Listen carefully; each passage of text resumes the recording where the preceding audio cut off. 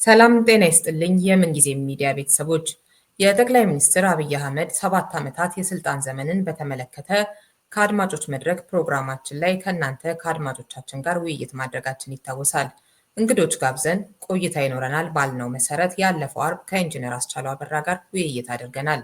ዛሬ ደግሞ የፖለቲካ ተንታኙ አቶ አያና ፈይሳ እንግዳዬ ነው። ፕሮግራሙን አዘጋጅቼ የማቀርብላችሁ ርዕዮት ዓለሙ ነኝ። እንድትከታተሉ እንጋብዛለሁ። አያና ግብዣዬን ተቀብለ ስለተገኘ በጣም አመሰግናለሁ። እሺ ቴንክ ዩ። እሺ እንግዲህ ዶክተር አብይ የዛሬ 7 ዓመት ጠቅላይ ሚኒስትር ሲሆኑ የጠበካቸው ተስፋ ያደረካቸው ጉዳዮች ነበሩ? ካልነበሩ ለምን እንደሆነ ትነግረናለህ? አሁን ላይ ሆነ ከነበሩ ደግሞ ስታስበው ምን ያህል ተሳኩ የሚለውን እሱንም። ብዙዎቻችን ተስፋ እንዳደረግነው በጣም ተስፋ ሰጪ ጊዜ ነበረ።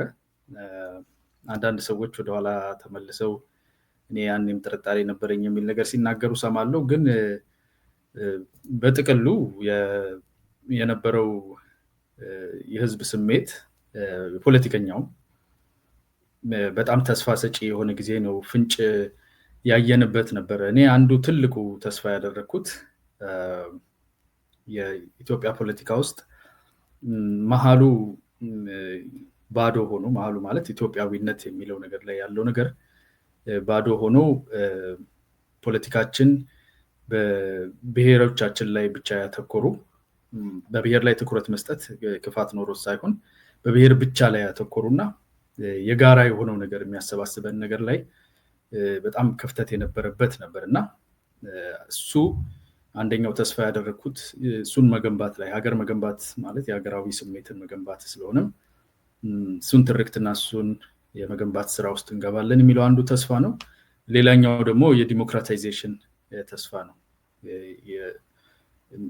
ተቋማትን የመገንባት ኢንስቲትዩሽን ቢልድ የማድረግ ፍትሃዊነትን፣ ነፃና ገለልተኛ የሆኑ ተቋማትን፣ ዲሞክራሲን ወደ መገንባት። ያው ዲሞክራሲ ብዙ ጊዜ ዲሞክራሲ ውስጥ ያልኖሩ ህዝቦችም እንደመሆናችን መረዳታችንም አነስተኛ ስለሆነ ዲሞክራሲ እንደ ዱብዳ አንዴ በአዋጅ ወይ በትዕዛዝ ወይ ፓርቲ ወይ መንግስት ሲቀየር ወዲያው የምንጎናጸፈው ነገር ይመስለናል። ግን ልምምድ ነው። ዲሞክራሲ ባህል ነው።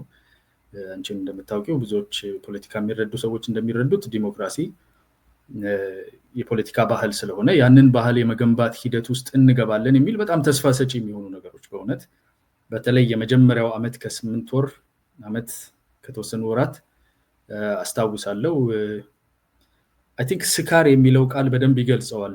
ኦቨርዌልምመንት ውስጥ የገባንበት ኤክስትሪምሊ አንዱን ስንለው አንዱን በጣም አዳዲስ ሰምተን የማናውቃቸው ትርክቶች፣ አነጋገሮች፣ ከአመራር የማንሰማው አይነት ኢትዮጵያዊነት ላይ ያተኮረ ህብረ ብሔራዊነታችንን በደንብ የሚያጠናክር ንግግር፣ የታሰሩ ሰዎች መፈታት፣ እስር ቤቶች ባዶ እስከመሆን ድረስ ጋዜጠኞች መብት ነፃ የሆነ ውጭ ያሉ የተሰደዱ ወደ ፖለቲካው ምህዳር እንዲገቡ በነፃነት መክፈት፣ ድንገት የሆኑ ሰደን የሆኑ የራሳቸው ሪፐርካሽን የራሳቸው በኋላ ላይ ውለን አድረን ያየናቸው እንግዲህ ምንድነው ካለፈ በኋላ ሃይንሳይት 2020 ይላሉ። ጥርት ያለ እይታ ይኖረዋል ሰው ካለፈ በኋላና ያላለውንም ብዬ ነበር የሚለው ሰው ለዛ ነው። አንዳንዴ ከዚህ ሆነን ትላንቱ እናየው ጠርጥሬ ነበር። ብዙ ሰው እንደዛ ይላል። ሰው ሁሉ ሲደግፍ እኔ ተቃወምኩ የሚል በጣም ብዙ ሰው ሰምቻለሁና አሁን ብዙ እየሆኑ ነው። ያኔ በጣም ጥቂት ነበር። በጣም ጥቂቶች ያንስኔው ያልን ሰዎች አሉ። አይ ቲንክ አንቺን አስታውሳለሁ እነ ልደቱ አይ ቲንክ በተወሰነ ደረጃ አቶ ልደቱ አያሌው ፑሽ አላደረገም ላይክ አፕሪሄንሽን ሳይሆን አይ መጀመሪያ ላይ እንደውም ድጋፍ አይነት ነገር ሰጥቶ ልደቱ ከዚህ በኋላ ግን በአጭር ጊዜ ውስጥ እየሆነ ያለውን ነገር ሲያይ ደግሞ ተቃውሞውን ማሰማት ጀመረ። ከተቃውሞም በፊት ድጋፉም ላይ ላይክ አንዳንድ ጥያቄዎችን የሚያቀርብበት አንስቶ ምንድነው ወዴት ነው ከየት ነው የሚል ነገር በጣም በጣት የሚቆጠሩ ሰዎች ናቸው በዛ ጊዜ። እኛ ያው አንደርግራውንድ ነበር ያኔ ወደፊት ለፊት አልወጣንም። እኔ ያው ከሰከረው አካል ጋር ነበርኩኝ ሙሉ በሙሉ ቢኮዝ የነበርንበት ያሳለፍነው ኤክስፒሪየንሳችንን ስለዚህ ሀገር ስናይ ምን ያህል የጨለመ ነገር ይታየን እንደነበረ እንደ ህዝብ በብሔርተኝነት ውስጥም ያለው አካል ሆነ ሀገራዊ ነገሩንም ደግሞ እንዴት እንገንባ የሚለው ተስፋ ሰጪ ነገሮችን ያጣንበት ስለሆነ ዱብዳ ነው ሆነብን።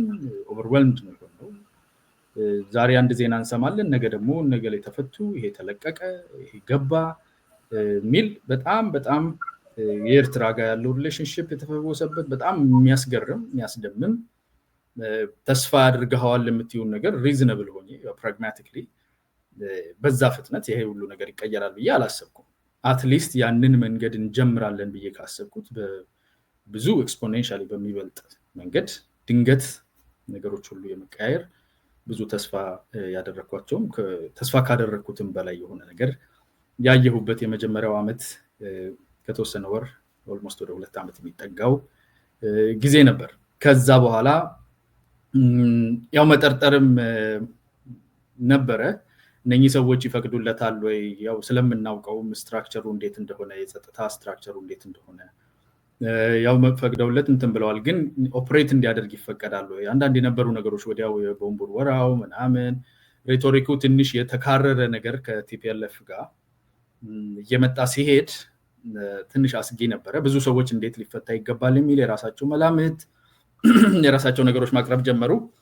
ያ ኤስከሌት አድርጎ የፌደራል መንግስቱ ከሌሎች ኃይሎች ጋር ተባብረው ከትግራይ ጋር የተደረገው ጦርነት ነገሩን አይ ቲንክ ሙሉ በሙሉ በሁሉም አቅጣጫ የቀየረበት በዲፕሎማሲያችን በኩል በዲሞክራሲያዊው አየን የምንለው ድንገተኛ የሆነ ቅጽበታዊ የሆነ እድገት በኩል በኢኮኖሚ በኩል ብዙ ግራንቶች የተገኙበት I think the aid darling of the world ሚል I think ዶክተር ዮናስ ነው መሰለኝ በዛ ተርም ሲጠቀም አይቻለው። it's a proper explanation of የት እንደነበርን ወደ 18 ቢሊዮን የሚሆን ቃል የተገባ ከውጪ ድጋፍ እነኚህ ነገሮች በጣም ግር ብለው የመጡት ወዲያው ሳንክሽኖች፣ የተለያዩ መጓተቶች፣ የዲፕሎማሲ መዳከም፣ ሀገር ውስጥ ያለው የፖለቲካ ምህዳሩን እንግዲህ ያው ጦርነት ሲነሳ ጦርነት ያለበት ሀገር ላይ ሰፊ የፖለቲካ ምህዳር እንኳን እንደኛ ፖለቲካ ዲሞክራሲን ተለማምዶ የማያውቅ ሀገር አይደለም።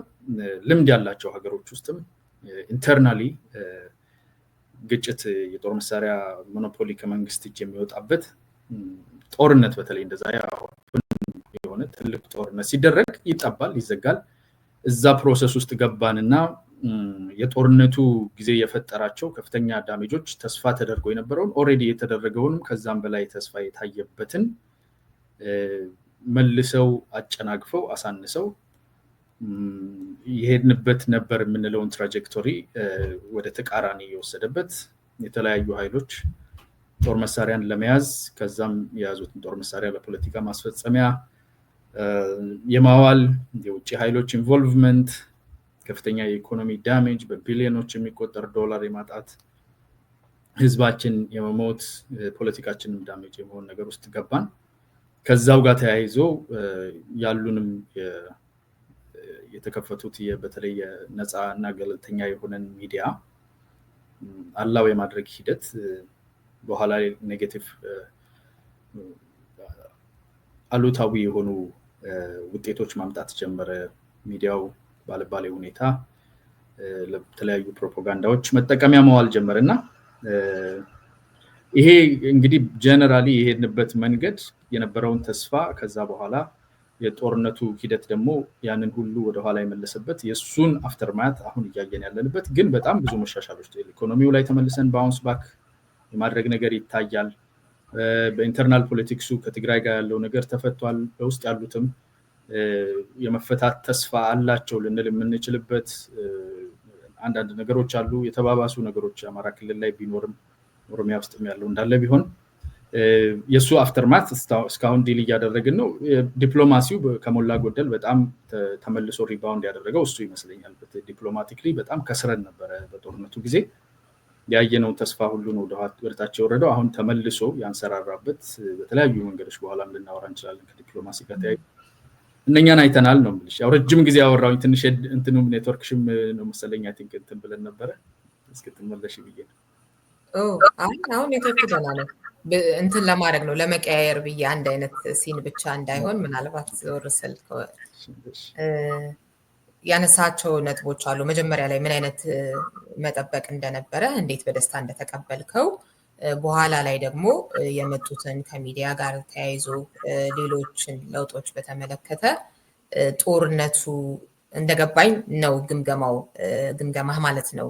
ያንተ ነገሮችን ያበለሻሸው በራሱ ጦርነቱ ባይመጣስ ኖሮ ለምሳሌ ቅድም ያነሳነውን ፖለቲከኛ አቶ ልደቱን ብናይ 27 ሲደመር 2 ብሎ መጽሐፍ የጻፈው ወደ አዲስ አምባገነናዊ የፖለቲካ ስርዓት እየተዋለደ ስለመሆኑ በተጨባጭ ማስረጃዎች ጠቅሶ ገና በ2 ዓመቱ ነው በመጽሐፍ ደረጃ ከዛ በፊትም ያው ሲናገር ነበር እና ጦርነቱን ባይመጣ ኖሮ ኦልሬዲ የጠቅላይ ሚኒስትር አብይ ቡድን እየሄደበት የነበረው ልክ ያልሆነ መንገድ ነበር እና ጦርነቱን ብቻ ነው ወይ እንደ ችግር የምትወስደው?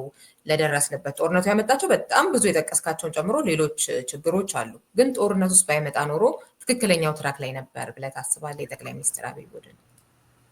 አዎ እንደኔ ትራጀክቶሪው እየሄደ ያለበት በተለይ ካሳያቸው የመጀመሪያዎቹ ጥቂት ወራት ውስጥ ካሳያቸው እምርታዎች አንጻር መደነቃቀፎችና አንዳንድ አቅጣጫዎች ኦሮሚያ ውስጥ ያለው የትጥቅ ግጭት የተፈጠረው ወዲያውኑ ነበር።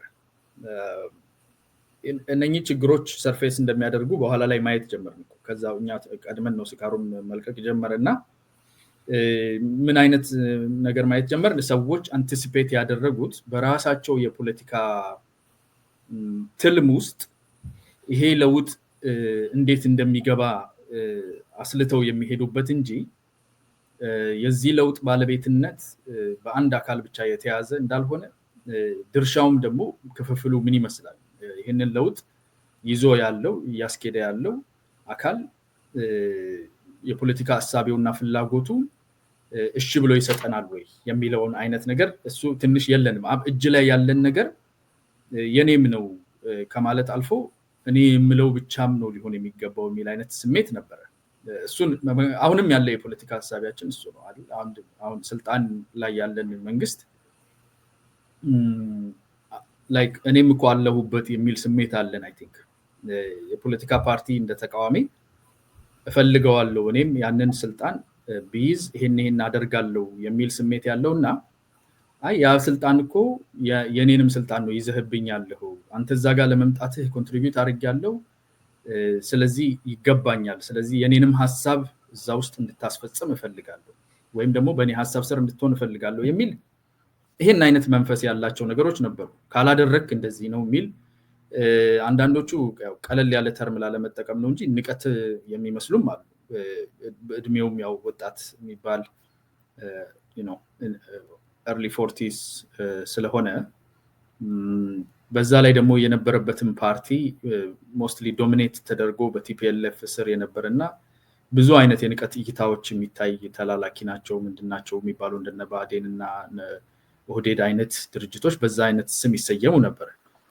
ከዛም የተነሳ ሊሆን ይችላል ለውጡም ደግሞ በጦር መሳሪያ የተያዘና ይሄ መንግስት ተገልብጦ ሳይሆን የህዝብ ንቅናቄና እዛው ድርጅት ውስጥ የነበሩ እንቅስቃሴዎች ያመጡት እንደመሆኑ መጠን ሰው በስልጣን ላይ ያለውን መንግስት ስልጣን ላይ እንዳለና የራሱን ትልም እንደሚያስፈጽምበት የራሱን የፖለቲካ ዓላማ እንደሚያስፈጽምበት ያ የፖለቲካ ዓላማ የሚቃረን አካል ደግሞ የፖለቲካ ስልጣኑን ለመያዝ የራሱ የሆነ ሰላማዊ ትግል ማድረግ እንደሚጠበቅበትና ይሄንን አይነት ዴሊኔሽን ለይቶ የማየት ችግር አለ። ስለዚህ በጣም የመጓተት ነገር እኛ ሮድማፕ ሰርተን ሰተነዋል የሚል ከዛ ደግሞ ሮድማፕ አልቀበልም ያለ ሲመስል ደግሞ ሌላ አይነት ሽረባ ውስጥ መግባት ውጪ የነበሩ ተሰደው የነበሩ ሌሎች አካላት ሲመጡ ቀጥታ ወደ ስልጣን ማማ በተወሰነ ደረጃ ተካፋይ ሆነው እንደሚመጡ ያሰቡበት ይዘት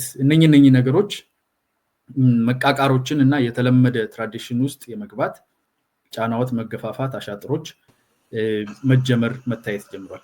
ስለዚህ ከነበረው እምርታ አንፃር እሱን ሊያስኬድ የሚችለው ባህል እንደመሆኑ መጠን ባህል ስንል የዲሞክራሲ ባህል ማህበረሰባዊ ነው። ሁሉም የፖለቲካ ተሳታፊ አካል ያንጸባርቀዋል አይደል? ፖለቲካ ምህዳራችን እንደዚህ ዲሞክራሲያዊ ቢሆን ኖሮ የምናሳየው ስነምግባር ከአንድ አካል ብቻ ሳይሆን ሁሉም አካላት በዛ ውስጥ ይሆኑ ነበር። እኛ ግን እንደዛ ያላደግንበት ስለሆነ ያልኖርበት ስለሆነ የተከፈቱ በሮችን እንዴት ዩዝ እንደምናደርግም አናውቅም። ጋዜጠኛ አሁን ጥሩ ኤግዛምፕል ሊሆን የሚችለው ለሚዲያ የተከፈተው በር ነው።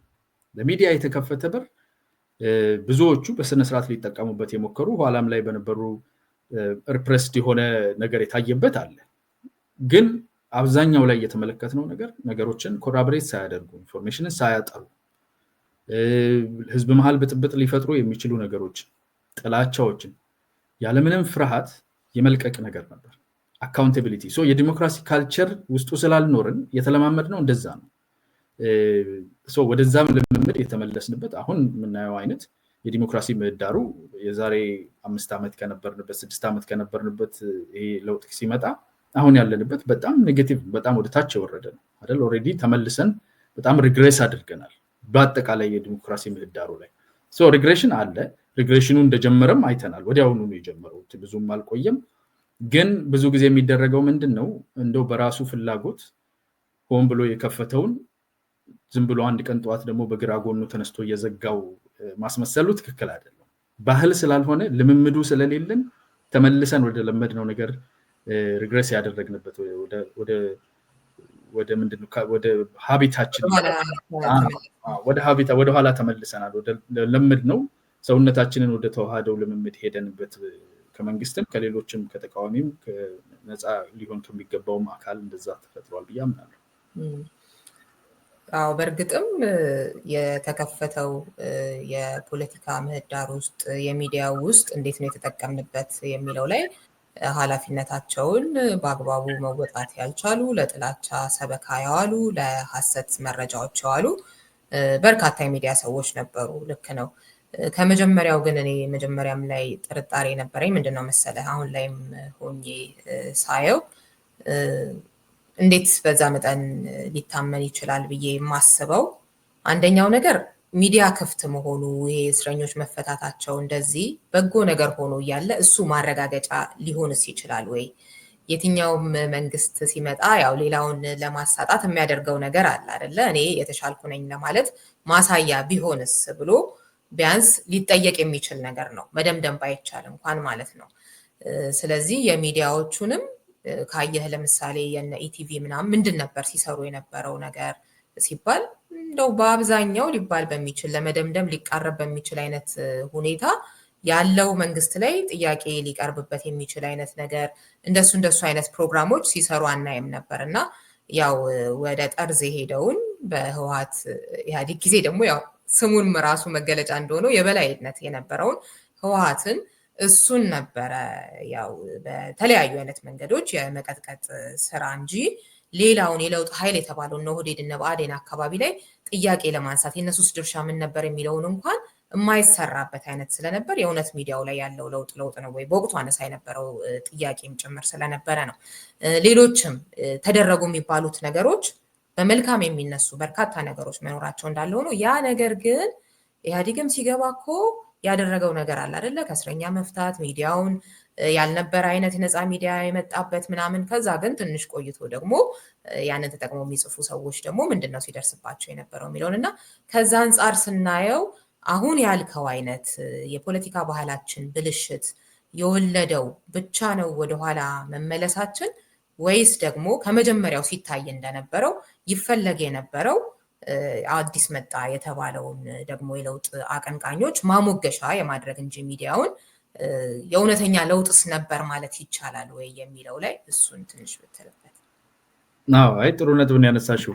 ኢንቴንትን መቼስ ያው ኢንቴንት ጀጅ ማድረግ ያስቸግራል አይደለ? አይ ኢንቴንት ሳይሆን ከሚታዩት ከፕሮግራሞቹ ይዘት እንጂ አይ እሱ አይደለም ሴንተር ኦፍ መናገሩ ሳይሆን ጀስት ነክተነው እንድናልፍ ነገሮቹ ያሉትን ይዘት እንዳለ ሆኖ ምን አስበው ነው ያደረገው የሚለውን መፍረድ አንችልም፣ ይከብደናል።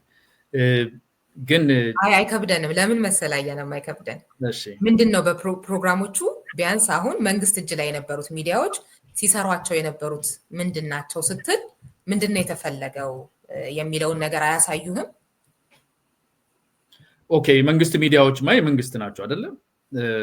መንግስት እውነተኛ ለውጥ ከሆነ ግን ሚዲያው ላይ ለምሳሌ አንዱን ዘርፍ አሁን ስታነሳው እውነተኛ ከሆነ ግን እነሱም ላይ መታየት አልነበረበትም ያ ለውጥ?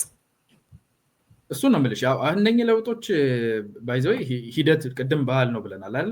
የመንግስት የሆነ በመንግስት የሚከፈለው ሚዲያ ውስጡ የሚቀጠረው ማን ነው እዛ የሚሰራው በምን መንገድ ነው የሚተዳደረው አይደለ? የሚያጎርሰው whoever pays the piper is up to call the tunes ይባላል አይደል? አዝማሪውን የሚከፍለው ሰውዬ ግጥሙንም የሚያወጣው እሱ ነው አይደል? የጥቅም ትስስሩን ስትራክቸሮቻችን ኢንስቲትዩሽኖቻችን ራሳቸውን የቻሉ ሆነው ተጠያቂነታቸው ኃላፊነታቸው ምንድነው የሚለው በጣም ራሱን የቻለ ስራ የሚጠይቅ በአንድ ጊዜ የሚከፈት አይደለም። የውጭውን ሌላውን ሚዲያ ማለት ነው የግል ሚዲያዎችን የውጭ ሚዲያዎችን እነኚህ ሚዲያዎች ሀገር ውስጥ ኦፕሬት እንዲያደርጉ የተፈቀደበትን ነው ያልን ያለ ነው እንጂ ኦፍ ኮርስ ቲቪ እኮ ያው የመንግስት ቴሌቪዥን ነው የምንለው ራሱ አይደለ? ሚኒንግ የመንግስት ዓላማን ፍላጎትን ሀሳብን ነው የሚናገረው።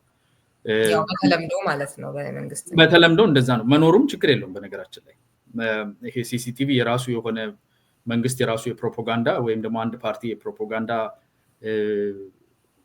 ሚዲያ ሊኖረው ይችላል። በመንግስት በጀት ግን መሆን የለበትም። የፓርቲ ሚዲያ ካለ በፓርቲው በጀት ነው የሚንቀሳቀሰው። ህዝብም ያውቃል ከዛ የሚሰማው ነገር የፓርቲ እንደሆነ። መንግስትም ደግሞ እንደ መንግስት ዓላማዎቹን ፍላጎቶቹ የሚያስረዳበት የመንግስት ቻናልም ሊኖር ይችላል። ገለልተኛ የሆነ የህዝብ ወይም ደግሞ የግለሰቦችም ሌሎች የውጭም ቻናሎች መፈቀድ አለባቸው። ይሄ ነው ዳይቨርሲፊኬሽን። አሁን to this day ሪዮት አንቺ እንደምታውቂው ዩቲዩብ፣ ፌስቡክ እነኚህ ነገሮች ክፍት ናቸው ኢትዮጵያ ላይ አይደል? ኦፕሬት እንዲያደርጉ እንድንናገር መንግስትን የሚወቅሰውም የሚሰድበውም እዛም ሆነው የሚናገሩ እኮ አሉ to this day። ግን መንምነው ያው አሁን ላይ ወደ አለመኖር እየተቃረቡ ነው እንጂ አሉ። አሉ ግን ኦፕሬሽናሊ የዲሞክራሲ ገቨርንመንት የዲሞክራቲክ ገቨርንመንት the fourth branch of government የሚባልበት ምክንያት ሚዲያ እነኛ ሶስቱ ተሳስረው የሚሰሩ ሲሆኑ በመንግስት ውስጥ ይሄኛው ደግሞ አራተኛና ወገንተኝነቱን ለህዝብ ብቻ አድርጎ የሚሞግት ፓወርን የሚሞግት አካል ስለሆነ ሊፈቀድለት ይገባል፣ ግራውንድ ሊከበር ይገባል የሚለው ማለት ነው። ጦር ሜዳ ላይ ፕሬስ የሚለብሰው እኮ ለምንድነው ፕሬስ ይከላከላቸዋል? ለምን ከጦርነቱ ውጪ ነን ህዝብን ወክለን እዚህ ያለን የሚለው የዲሞክራሲ ራሱን የቻለ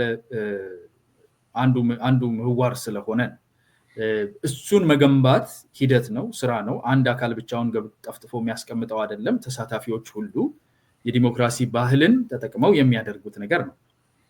ትልቁ ችግራችን ምንድነው? መሃሉን ቅድም ያልኩሽ ተስፋ አድርጌው ነበር ያልኩት መሃሉን አፍርሰነው ነበር። ይሄ ፌደራሊዝም ያው እንግዲህ ብዙ ጊዜ ሌሎች ቦታዎችም ላይ ሶሻል ሚዲያም ላይ ይናገራሉ። ፌደራሊዝም is like ኬሚካል ሪአክሽን ነው፣ ኬሚካል ፕሮሰስ ነው። አንዴ ከተፈጠረ በኋላ ሪቨርስ አይደረግም። ፌደራሊዝም ውስጥ ስንገባ ኦልሬዲ ከዛ በኋላ ወይ ባልካናይዜሽን መበታተን ወይ ኮንፌዴሬሽን አለበለዚያ ራሱን ፌደራሊዝምን አጽንቶ መቀጠል። ከዛ ውጪ የሆነ ዩኒተሪ የሆነ ሲስተም መሄድ አይቻልም። አንዴ ከዛ ከሄደ በኋላ ተመልሶ በርበሬን መልሶ ቃሪያ ማድረግ ነው፣ አይቻልም።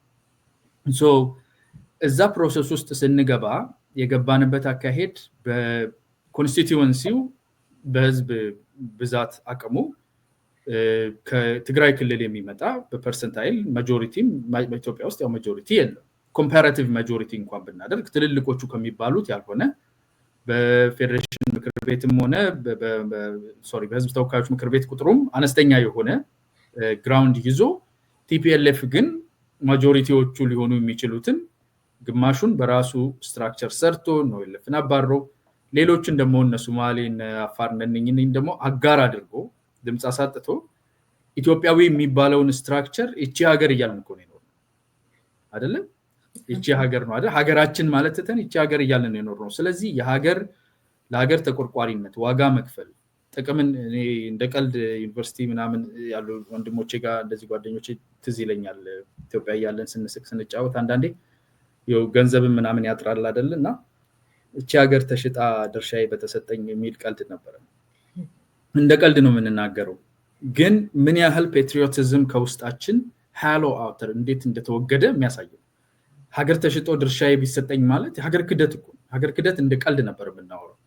because ሀገራችን የሚለው መንፈስ የጋራ የሚለው ነገር ጠፍቶ ኦሮሞነቴ ላይ ነው ማተኩሩ እሱ ትግራይነቱ ላይ ያተኩራል ያኛው አማራ እንደዚህ ኮምፓርትመንታላይዝድ ሆነን ሴንተሩ ግን ሃሎ መሃሉ ባዶ ነው እንደዛ አይነት ውስጥ የኖረ ይሄን አይነት ካልቸር ይዞ የቆያ ማህበረሰብ ከዛ ውስጥ የሚወጣ ኢንስቲትዩሽን በቀላሉ የተወሰነ ጥቅም ካገኘ እንዴ ሀገሬ ብሎ የሚተወው ነገር አይኖር ይሄንን ደግሞ ለማስፈጸም ፍቃደኛ የሆኑ ገንዘብ ያላቸው ብዙ አካላት ነበሩ ከውስጥም ከውጭ የዛ የተጠለፉ ኢቭን የሚዲያ ብቻ ሳይሆን ሌሎች ኢንስቲትዩሽንስ በጣም ወሳኝ የሆኑ ኢንስቲትዩሽኖች ከዌስተርን ካንትሪስ ከሌሎች ሀገሮች ጋር አንዳንድ ነገሮች የተያዙ ነገሮች አሉ እዛም ውስጥ መሳተፍ ጀምረናል መንግስትም የመንግስት ስትራክቸር እኮ ከሰማይ አይደለም የመጡት እዛው ኮፒዲዮ የነበሩ ሰዎች ናቸው አይደል እዛው ነው እዛው የነበሩ ሰዎች ናቸው መንግስት ስትራክቸር ማለት አሁን እኛ የምናየው ዶክተር አብይ አህመድን ነው ፊት ለፊት የምናየው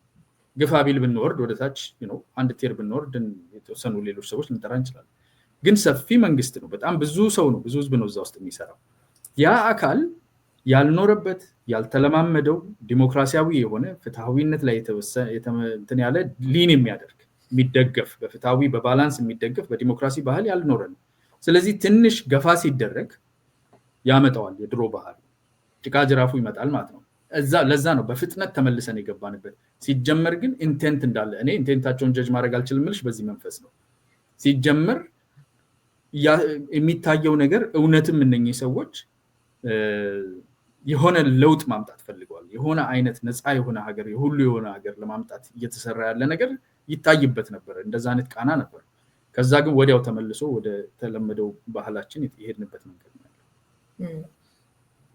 አዎ እንግዲህ በተለይም ደግሞ ኢትዮጵያዊነት በምን ያህልነት ሁኔታ ውስጥ ነበር የነበረው ኢትዮጵያዊነትን ማቀንቀን ስለ አንድነት መናገር እንዴት ነበር የሚያሳየው የሚለው ይታወቃል 27 ዓመት የነበረው የህወሓት ኢህአዴግ ጊዜና አንደኛውም ብዙ ድጋፍ የመጣው ከብዙ ሰዎች ይሄኛው አይነቱ ነገር ሊቀር ነው ወደ አንድነት ልንመጣ ነው እንደዚህ አይነት ሳቤ ስለነበረ ነው ያው እንዳልከው መልሶ ደግሞ አሁን ላይ በምን አይነት መበጣጠስ ውስጥ ነን ያለነው በምን አይነት የኔና ያንተ ፖለቲካ ነው ውስጥ ነን ያለነው ሲባል ደግሞ የበለጠ አስቀያሚ የሆነ ፖለቲካ ውስጥ የበለጠ ገብተናል ለማን ነው እነዛ ሁሉ ማን ነው ተጠያቂው እዚህ ለመግባታችን እንደዚህ ስንል ያው ከራሱ ከመንግስት ጀምሮ እያልን የምንመጣባቸው የተለያዩ አካላቶች ይኖራሉ እዚህ ጋር ግን አንድ ልጠይቅህ የምፈልገው ነገር እኔ ያሻግራችኋለሁ ነው ያሉት ጠቅላይ ሚኒስትሩ ከመጀመሪያውም አይደለ ከዛ ጀምሮ በእኔ በኩል እንደ ችግር ነው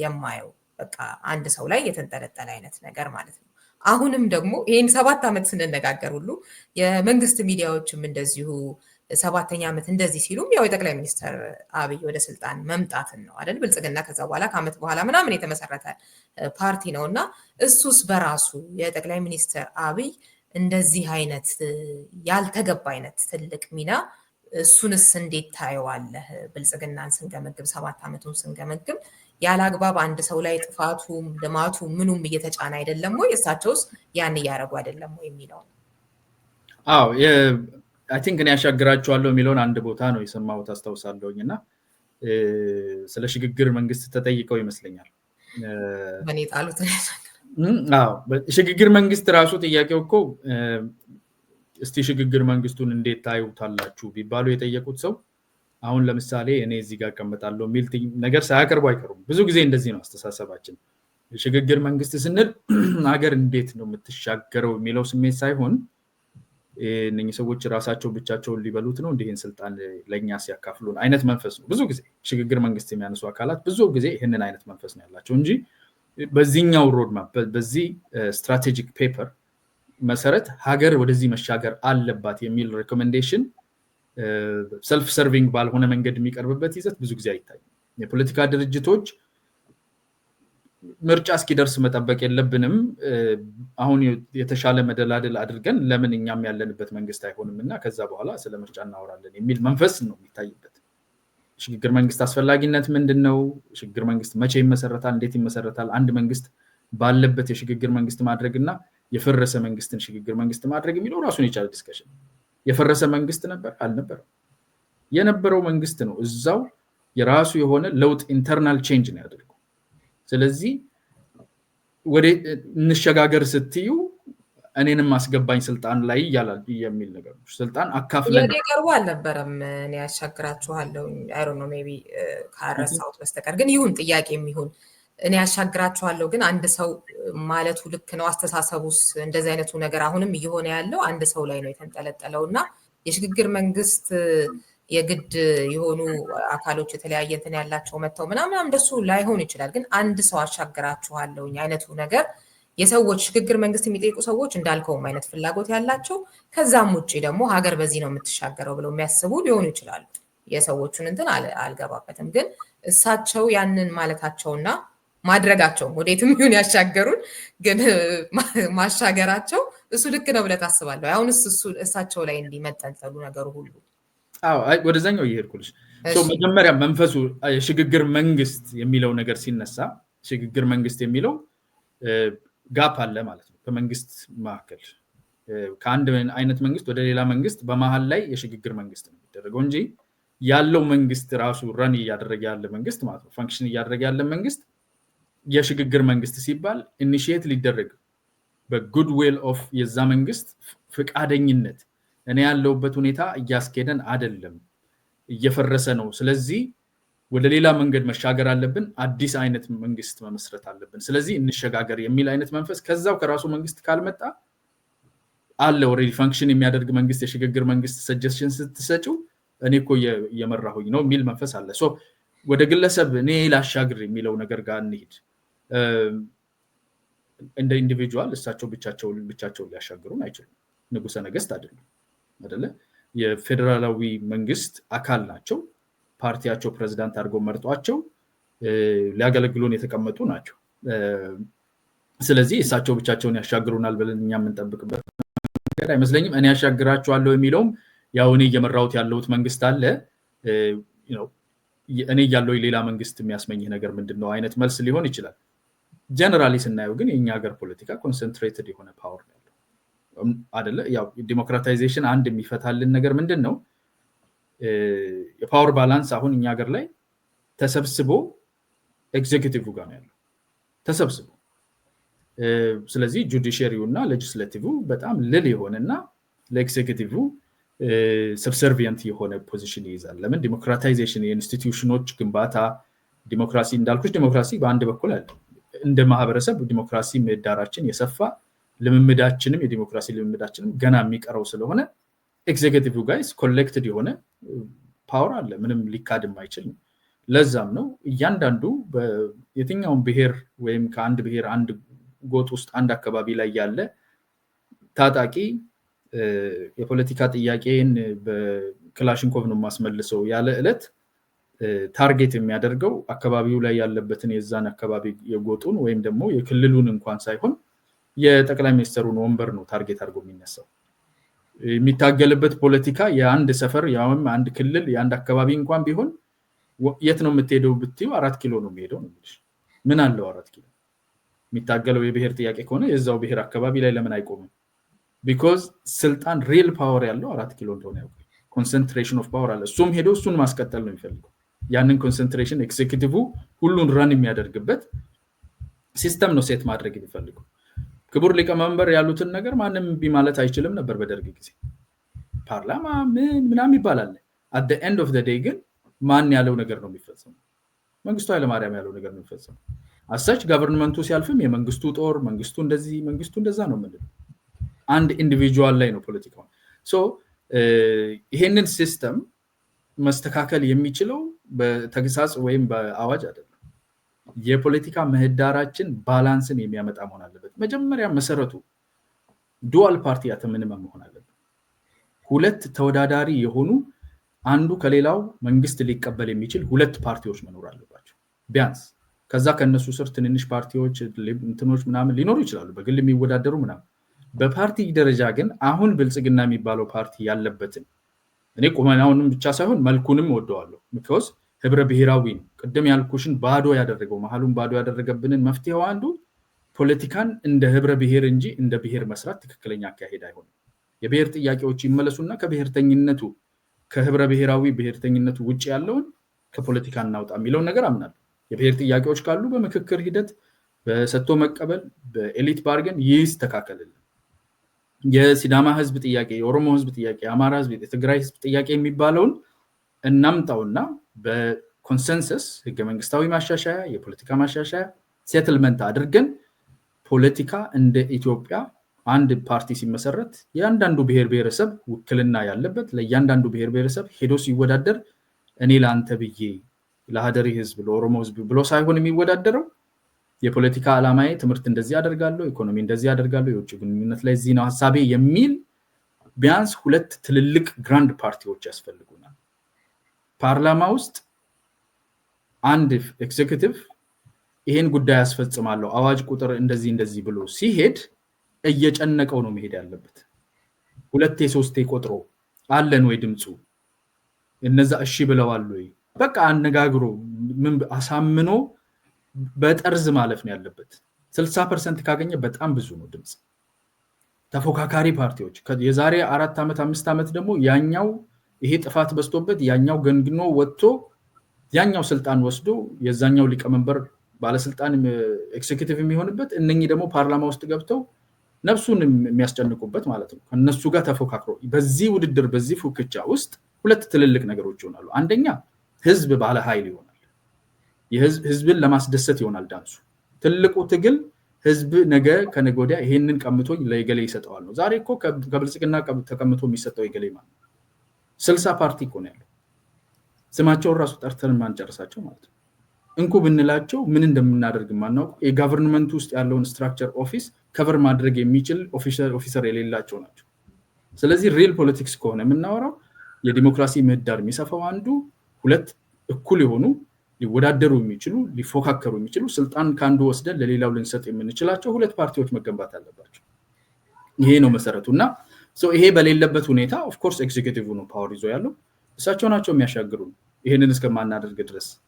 ለምን ቢባል at the end of the day ጠቅላይ ሚኒስትር አብይ አህመድ ፈልገውት ሌላ አካል እምቢ የሚለው ነገር የለም ኢትዮጵያ ላይ። እሳቸው ያደርጋሉ ማለት አይደለም። ኦቶኖሚ ሊሰጡ ይችላሉ። የክልል መንግስታት የራሳቸው እንዲያደርጉ ሊፈቅዱ ይችላሉ። እምቢ ያሉና የቆረቆራቸው ቀን ግን የእሳቸው ፍቃድ ይፈጸማል። ለምን ሪል ዲሞክራቲክ ስትራክቸር ሲስተም ባህል አልገነባንም። መሰረቱ የሆነውን የፓርቲ ኮምፒቲሽንን ግራውንድ እንኳን መገንባት አንችልም። 2 ትንንሽ ፓርቲዎች 10 ሰው ያላቸው ፓርቲዎች ኑና እስቲ እናንተ ልዩነታችሁን አጥብባችሁ አንድ ፓርቲ ሁኑ ብትያቸው 5 ዓመት ይፈጅብሻል። ራስ ምታት ውስጥ ነው የሚከቱሽ። ምን እንደሚያጣላቸው ራሱ አታውቂ። እታገላለሁ ብሎ የወጣ አካል እኮ ጠመንጃ ይዞ እርስ በርስ እየተባረረ ነው ጫካ ለጫካ። የለንም ባህሉ የለንም። ዲሞክራሲ እንዴት እንደሚገነባ ለሀገር እንዴት እንደሚሰራ ኢንትረስት ፐርሰናል ኢንትረስት ሱፐርሲድ እያደረገ ያስቸግረናል። ስለዚህ አትፈርጅባቸውም ነው የምልሽ። እንደዛም አስበውት ቢሆን አትፈርጅባቸውም። ግን ያሉት ነገርን የሚመስለኝ ያለው መንግስት ባለበት የት ነው የሽግግር መንግስት ሌላ መንግስት እኔ ላይ የምታቋቁመው ነው። እኔ የምመራው መንግስት አለ እኔ ነኝ ማሻገራችሁ በሚለው ነው የተረዳሁት ጥያቄ ስለነበረ።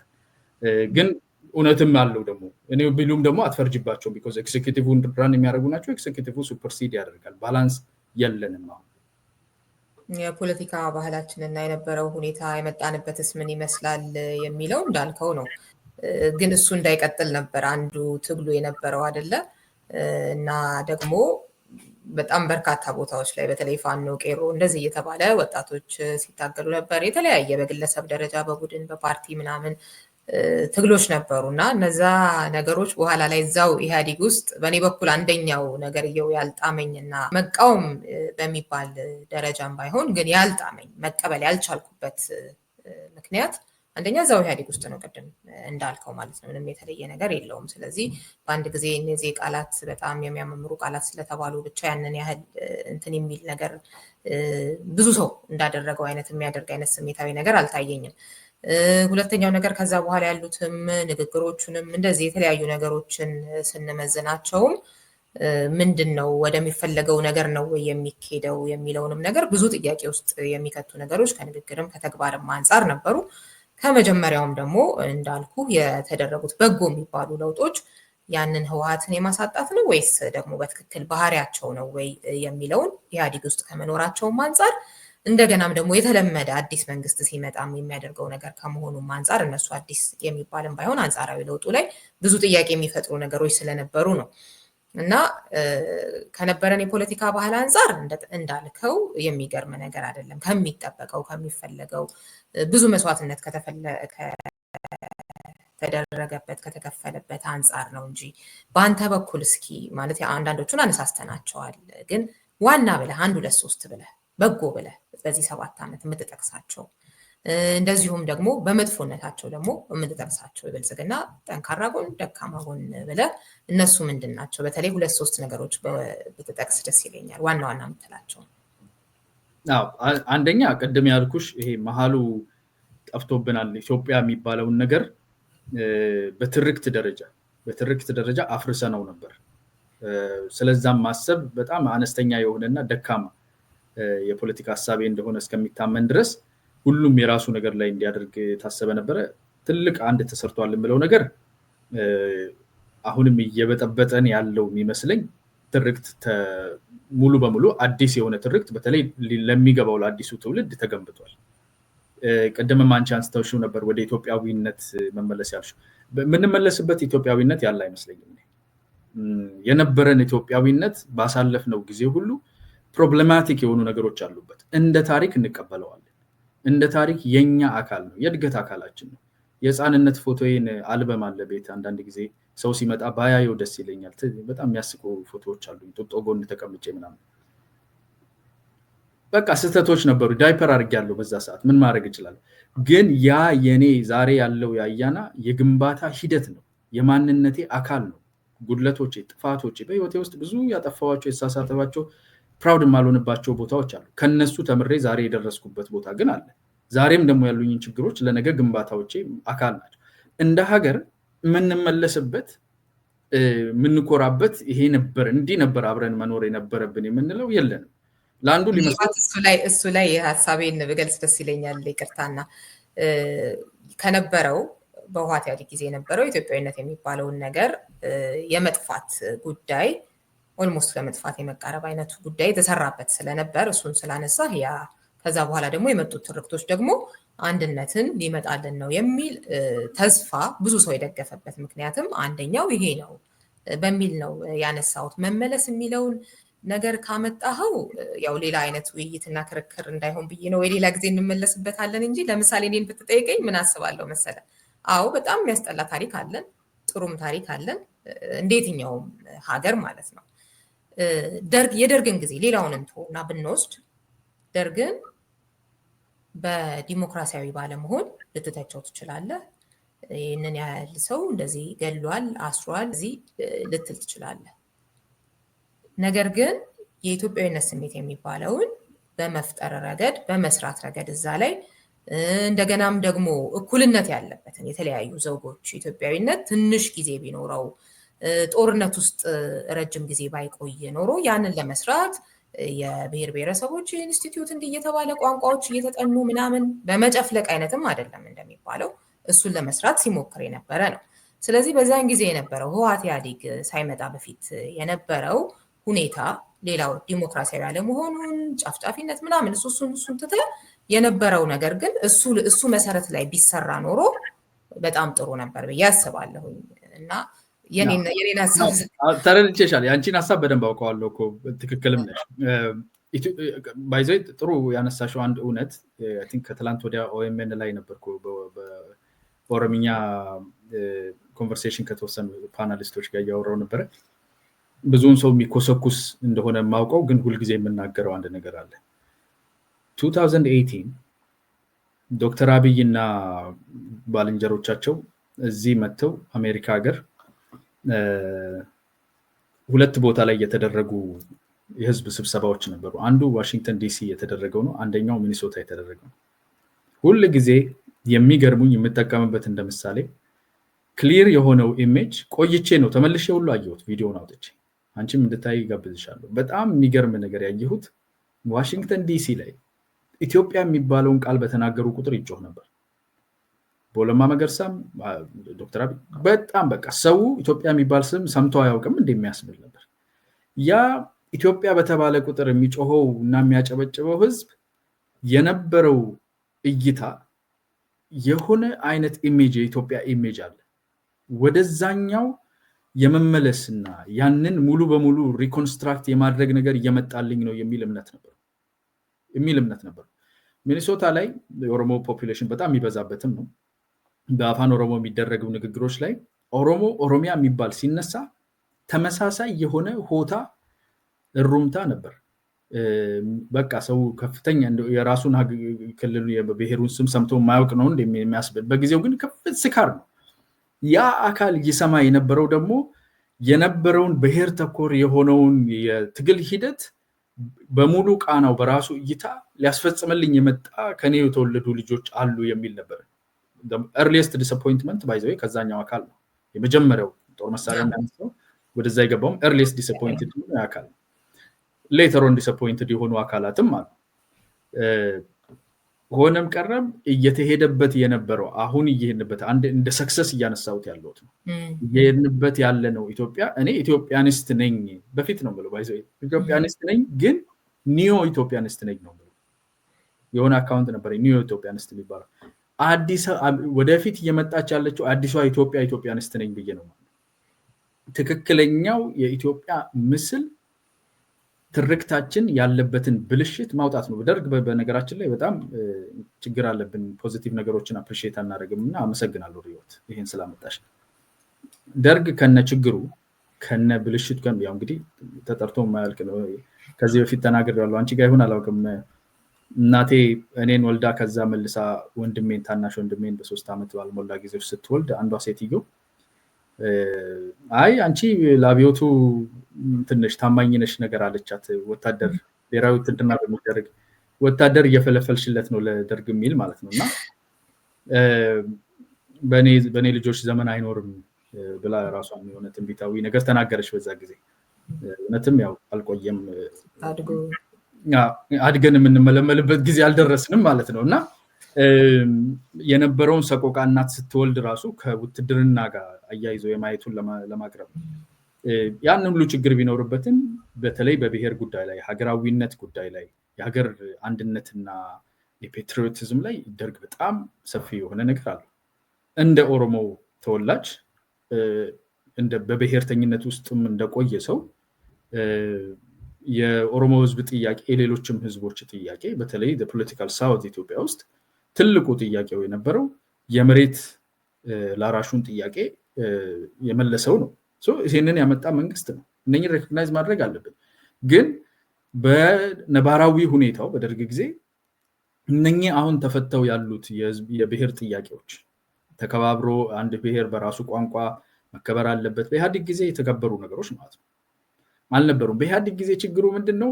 ያንን የብሔሩን ጥያቄ የብሔር ማንነት ማክበር ነገሮች መጡና መሐሉ ግን ለኤክስፕሎይቴሽን እና ሱፕሬሽን እንዲያመች ተደርጎ ከውስጥ ሪሙቭ ተደረገ። ኢትዮጵያ የጋራ የሆነውን ነገራችንን ሙሉ በሙሉ ዲናይ አድርገን ኮምፓርትመንታላይዝድ በጎጣችን በማንነታችን ብቻ ፖለቲካንም የምናስብ የምንሰራ ኢትዮጵያዊነትን ዲሚኒሽ የሚያደርግ መሐሉን የሚበታትን ነገር ነው። አሁን መሄድ ያለብን ነገር ህብረ ብሔራዊነት ላይ መገንባት አለብን የሚለውን እኔ የማምንበት መጥቷልን ብዬ እየተሰራበትም ነው። ብዙዎች አሁን ደስተኛ አይደሉም። ቢኮዝ ፌደራሊዝምን ወደኋላ የምንመለስበት ነገር አይደለም። ፌደራላዊ ነን፣ ግን ህብረ ብሔራዊ ፌደራላዊ ነን። ትኩረታችን የጋራ ቀለማችን መሆን አለበት የሚለው ላይ በማኒፌስቶ ደረጃ፣ በፕላን ደረጃ፣ በስራ ደረጃ ፓርቲን አፍርሶ አጋር የሚባሉትን ሁሉ አካቶ አንድ ሀገራዊ ወጥ ፓርቲ ከመፍጠር ጀምሮ የፖለቲካ ትርክትን አንድ የኦሮሞ ተወላጅ የሆነ በፊት ኦፒዲዮ ከሚባለው ድርጅት የወጣ ጠቅላይ ሚኒስትር በሀገሪቱ ውስጥ አሉ የሚባሉ በፊት ዲሚኒሽ የተደረጉ በቁማቸው የበሰበሱትን ሊፈርሱ የደረሱትን የአጼ ፋሲልን የአጼ ምኒልክን የአጼ ኃይለ ሥላሴን የእያንዳንዳቸውን የላሊበላ የሁሉንም ቅርስ መታሰቢያ የሚባሉ ነገሮችን ታሪክን ፕሪዘርቭ ማድረግ ላይ ማክበር ላይ እየሰራ ያለበት ሁኔታ ነው። በሃይማኖት ያሉ ኢምባላንሶችን ሪስፔክት የማድረግ እሴት የመገንባት ነገር ቅድም ያልሽኝ ነገር አንደኛው የእሴት ግንባታ ላይ በጣም የተሰራበት ነው። ሃይማኖቶቻችን እሴት ጠባቂ የሆኑ የእሴት ማመንጫና መጠበቂያ የሆኑ እንደ ሃይማኖት እንደ ትምህርት እነዚህ የመሳሰሉትን የመገንባት ስራ ተሰርቷል። ትምህርታችንን ሁሌ የምንወቅሰው ነው። ትዝ ይለኛል የገነት ዘውዴ ትውልድ እየተባለ እንቀላለት ነበር። የሆነ ነገር ሰው ትምህርት ላይ ስህተት ከሰራ ኤር ካደረገ ማለት ነው። ትምህርት ሲስተማችን በጣም ፌል ያደረገ ነገር ነበር። እሱን ሪፎርም ለማድረግ የተሰራ ያለ ጀነሬሽናል የሆነ ነገር አለ። አሁን ይሄን በጣም አፕሪሺየት አደርጋለሁ። ቤተ እምነቶችን ነፃነት እንዲኖራቸው ሙስሊሙ መጅሊስ፣ የአብያተ ክርስቲያናትን ህብረት፣ የኢትዮጵያ ኦርቶዶክስ ቤተክርስቲያንን ተከፍሎ የነበሩትን ነገሮች መሰብሰብ፣ እነኚህን ሪስፔክት አድርጎ አብሮ ማፍጠር፣ ሄዶ አቡኑን መጠየቅ፣ ሰላም ማለት፣ ከቤተ እምነቶች ጋር አብሮ ማምለክ፣ ይሄንን አይነት እሴቶቻችንን የመገንባት ስራ ሀገራዊ ነገር ላይ የመስራት በጣም ሰፊ የሆነ ኤፈርት ተደርጎበት ትርክትን የማስተካከል ትርክታችን ህብረ ብሔራዊ ሁላችን የምንከበርባት ሁላችን ራሳችን የምናይባት ሀገር አለችን። በማንነቶቻችን እንኮራለን። ልዩነቶቻችን ውበታችን ናቸው። ሴንተሩን ግን እናጠነክራለን። ኢትዮጵያዊነት ላይ እንሰራለን። ይሄ ብዙ ተሰርቶበታል። ብዙ አካላትን ያስቀየመ ነው። የኢትዮጵያን መፍረስና መበታተን አይቀሬ አድርገው ተስፋ ያደርጉ የነበሩ አካላትም ደግሞ ተስፋ ቆርጠው ለመመለስ ጫፍ ላይ ያሉበት የመጨረሻውና ትልቁን ኢንቨስትመንታቸውን እያደረጉ ያለበት ነው። የውጭ አካላትን ጭምር ማለት ነው። እና ወደዛ የማሻገሩ ስራ በጣም ተሰርቷል ብዬ አምናለሁ። መሬት እየረገጠ የሚሄድበት አይ ቲንክ ከዚህ በኋላ ያለው የኮንሶሊዴሽን እና መሬት እየረገጠ የሚሄድበት ይሆናል ብዬ ተስፋ አደርጋለሁ። እምነታቸውም ደግሞ አንሼከብል ነው። በዚህ ላይ ኢትዮጵያ አንድነት፣ ህብረ ብሔራዊ አንድነትና ሁሉም ተከብሮ ግን የጋራ ነገራችን ላይ ፖለቲካው ያተኮር የሚለው አንደኛው። ሌሎች ትንንሽ ነገሮች ትንንሽ ያው ካለው ጠቅላላ የ7 ዓመት ጋር ስለሆነ ወደ ሌላ ግን የምትሄድ ከሆነ እዚህ ላይ ትንሽ ባለበት ለምሳሌ ቁመናውን ብቻ ሳይሆን መልኩንም ነው የምወደው አይነት ነገር ብለሃልና የብልጽግና ለምሳሌ ከህብረ ብሔራዊነት ጋር በማያያዝ አጋር የነበሩት አጋር ዋና ይባል የነበረውን እሱን የማፍረስ ስራ እንደዚህ የጠቀስካቸው አለ። የማደስ ታሪካዊ ቦታዎችን እንደዚህ ልክ ነው እሱ። በሌላ በኩል ደግሞ ልክ ህወሓት ይጠቀም እንደነበረው ሌላውን የኢህአዴግ ክፍል ማለት ነው እኛም ለዛ እኮ ነው ብልጽግናን የሰራነው ለምን መሰላችሁ የሚል ኮንፊውዝ እና ኮንቪንስ አድርገን የሚል ከራሱ ከብልጽግና እንግዲህ ዋና ዋና ከሚባሉ ሰዎች ከኦሮሚያ ክልል ፕሬዚዳንት የተሰሙ ንግግሮች ናቸው እነዚህ እና ያው ሌላም መጥቀስ የሚቻሉ ማለት ነው። እና በዚህ አይነት ሁኔታ አንድነት የተጠበቀበት ህብረ ብሔራዊነት የሆነ ኢትዮጵያዊነት ምናምን የሚባለውን ነገር ቅድም ያልካቸው እንደ ችግር የሚያዩት የብልጽግና ሰዎች ያንን ሲናገሩ ኃይሎች መኖራቸው እንደተጠበቀ ሆኖ የራሱ የብልጽግና ሰዎች ለምሳሌ አሁን የጠቀስኩልን አቶ ሽመልስ እንደዚህ በሚሉበት አይነት ሁኔታ አይ ከኢትዮጵያዊነት ጋር ግጭት የለበትም አይነት አፍ ሞልቶ ለማለት የሚቻል ነው ወይ? አዎ እሱን ነው የምልሽ። ከሆነ ራሱ ፓርቲው ራሱን እየቀየረ ያለበት ሂደት ነበረ። አሁን የምትይኝ ከተወሰኑ ዓመታት በፊት አክቹሊ የተደረጉ እንደዚህ አይነት የሚዲያ ኮመንቶችን ከስትራቴጂክ ከሆነ የፓርቲ ፖሊሲ አንጻር አልጨረሰም እኮ እስካሁን ድረስ ባይዘው ብልጽግና ራሱ ቢኮዝ ብልጽግና ሙሉ በሙሉ የብልጽግና ማለት እንግዲህ በሚሊዮን የሚቆጠር አንዳንድ የአፍሪካ ሀገሮች የብልጽግናን ያህል ደጋፊ የብልጽግና ደጋፊን ያህል ቁጥር የለው ፖፑሌሽን የሌላቸው ብዙ ሀገሮች አሉ አፍሪካ ውስጥ ራሱ ዓለም ላይ በጣም ብዙ ደጋፊ ብዙ ሜምበር ያለው ድርጅት ነው ያለምንም ጥያቄ። በድርጅቱ ስትራክቸር ውስጥ ያሉ አካላት ስቲል 30 ዓመት ፖለቲካ ያራመዱበትን የተመልምለው ትሬኒንግ ወስደው ሰጣ ገባ ውስጥ ያለፉበትን ይሄንን ፕራክቲስ ከዛ ውስጥ የመውጣቱ ሂደት እኔ በነገራችን ላይ ኢትዮጵያ ቆይቼ ነው የሄድኩት። በቅርብ ጊዜ የሄድኩባቸው ጊዜዎች አሉና ሰዎችን ቴምፕሬቸሩን ቼክ አደርጋለሁ።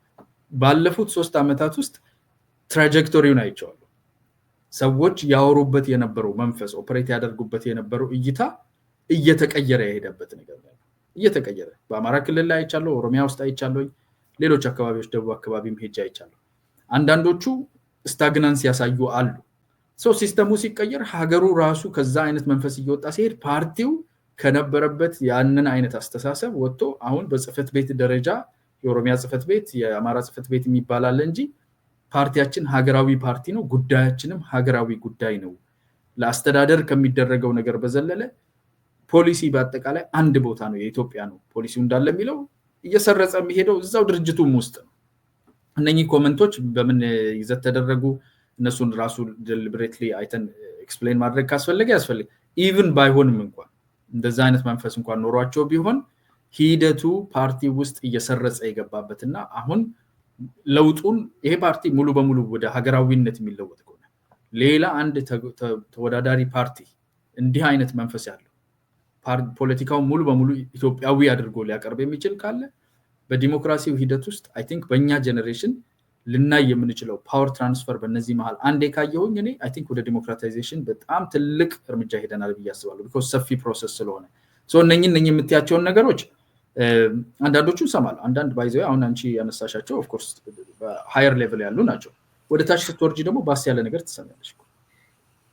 ይሄ ሰውዬ አማጺ ነው ወይስ የመንግስት አካል ነው የሚያስብልሽ ነገር ልትሰሚ ትችያለሽ። አልወረደም ማለት ነው፣ ነጠብጣቡ እሱ ጋር አልደረሰም ማለት ነው። እና ግን እየሰረጸ እየሄደ ያለ በፖሊሲ ደረጃ በማስተማር ደረጃ በተደጋጋሚ ትሬኒንጎቻቸው ስብከታቸው ይሄንን ነው። ሀገራዊነት ላይ ህብረ ብሔራዊነት ላይ የጋራ የሆነ ሀገራዊ የሆነ ወጥ የሆነ ፓርቲ የመመስረቱ ሂደት ይህን የሚያክል ሰፊ ፓርቲ ሲኖርሽ በ10 ሚሊዮን በላይ ሲኖር ቀስ እያልሽ የምታሰርጭው ነውና ግን በጣም በፕሬሸር በስፋት እየተሰራበት እንዳለ ያስታውቃል። አንደኛው ያልኩት እሱን ነው። ትንሽ ልጨምር ጥሩ ናቸው የምላቸውና ከባድ ይሆን ኦኬ አንተን ያልኩት አረዘምኩት መሰለኝ። ይሄኛው በጣም አስፈላጊ ስለነበር ቅድምም ተስፋ ያደረኩት ብዬ ስላቀረብኩልሽ ልዩነትም የሚያመጣ ነገር ነው ብዬ ስለማስብ ነው። ከዛ በዘለለ ትንንሾቹ ነገሮች ውስጥ ትንንሽ in a sense it's a scope of 7 years in the government የተደረገ ስለሆነ እንጂ ትንሽ ሊባሉ የማይችሉ ናቸው። ዲፕሎማሲው ላይ መጀመሪያ ላይ አሳይተን የነበር ነው።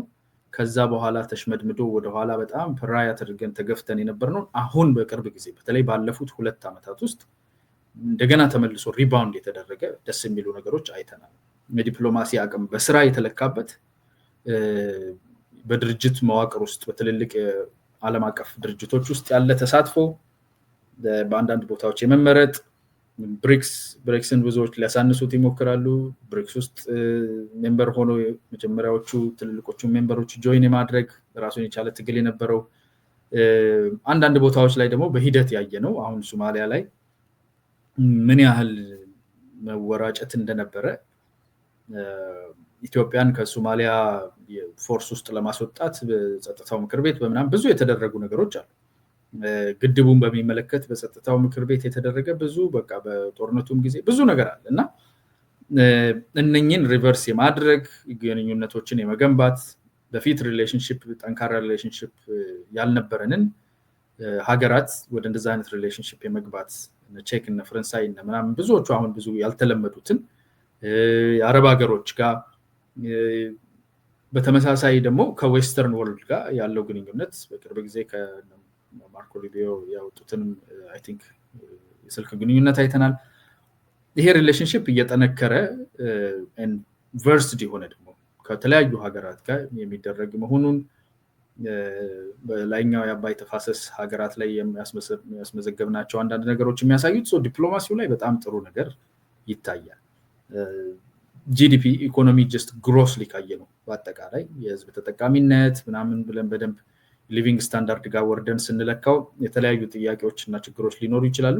ጀነራል ጂዲፒ ካልን ግን ይሄ መንግስት ሊመጣ 2 ዓመት ሲቀረው አይ ቲንክ 86 ቢሊዮን ነበር ጂዲፒያችን። አሁን ከ200 ቢሊዮን በላይ ነው። ከአፍሪካ 10ኛ ነበር፣ አሁን 5ኛ ነው። ሚኒንግ ጂዲፒያችን ኖሚናል በሆነ ደረጃ አትሊስት ትልቅ ግሮት አሳይቷል ማለት ነው። ትልቅ እንቅስቃሴዎች እያሳየን ነው።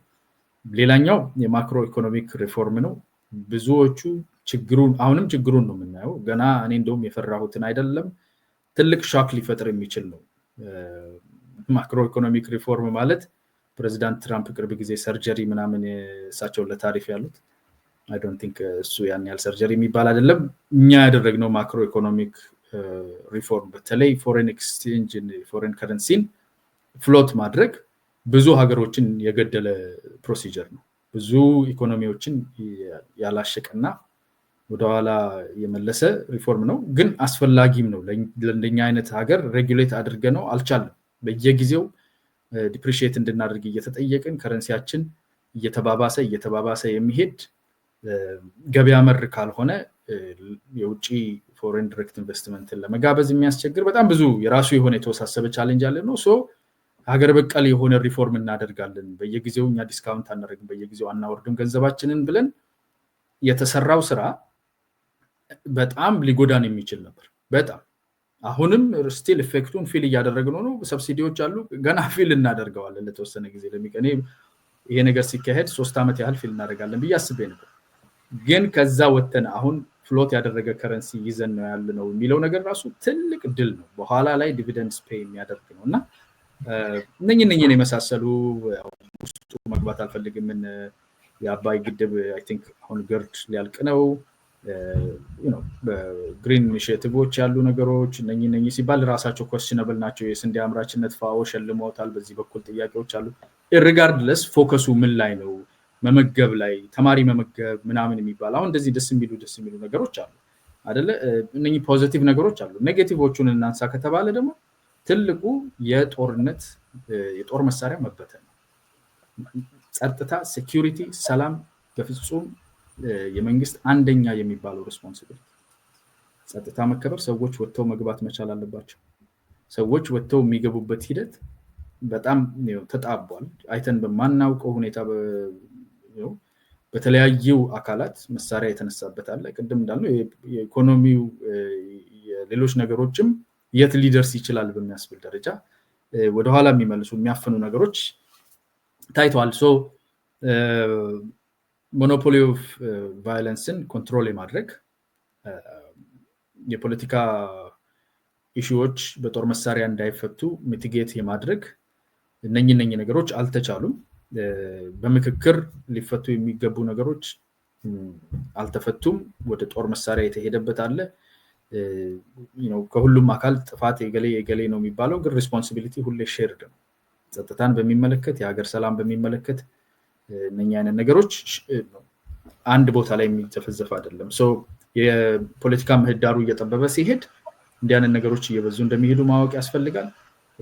ብዙ መሻሻያዎች የሚያስፈልጉ የአስተዳደር የሌብነት ትልቁ ችግር ነው ብዬ የማምነው ውስጡ ያለ መንግስት ውስጥ ያለ ሰፊ የሌብነት የህግ አልበኝነት የሆነ አይነት መንፈስ ይስተዋላል።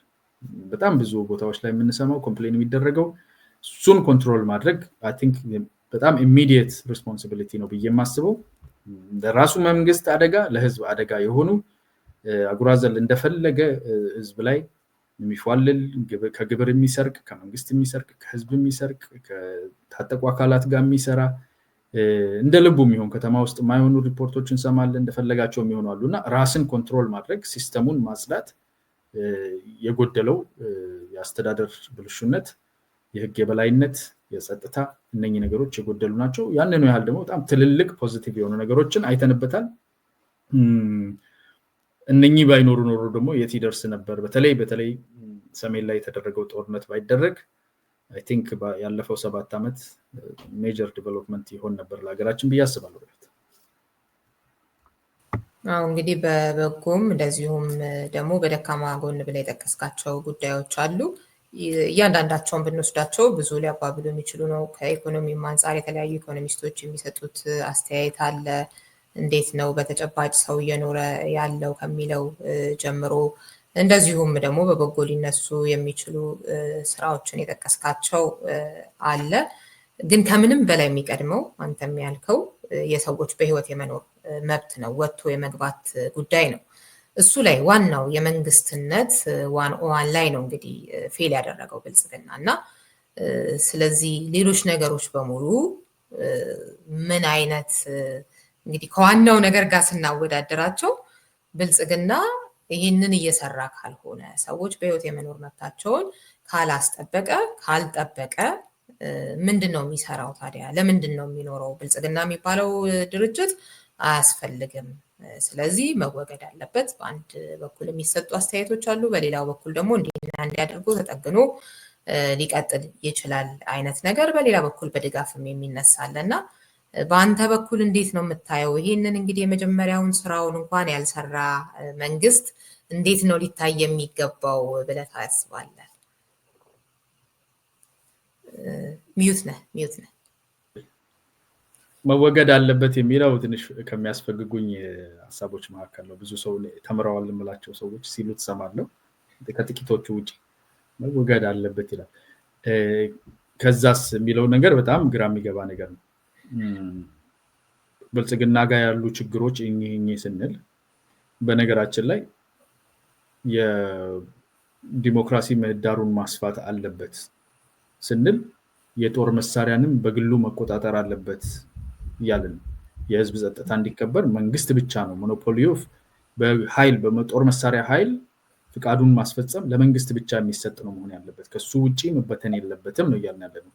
ከሱ ውጪ ይዘው ያሉ አካላት ይሄንን ችግር መንግስት ላይ በፍጹም መጠቆም አይችሉም።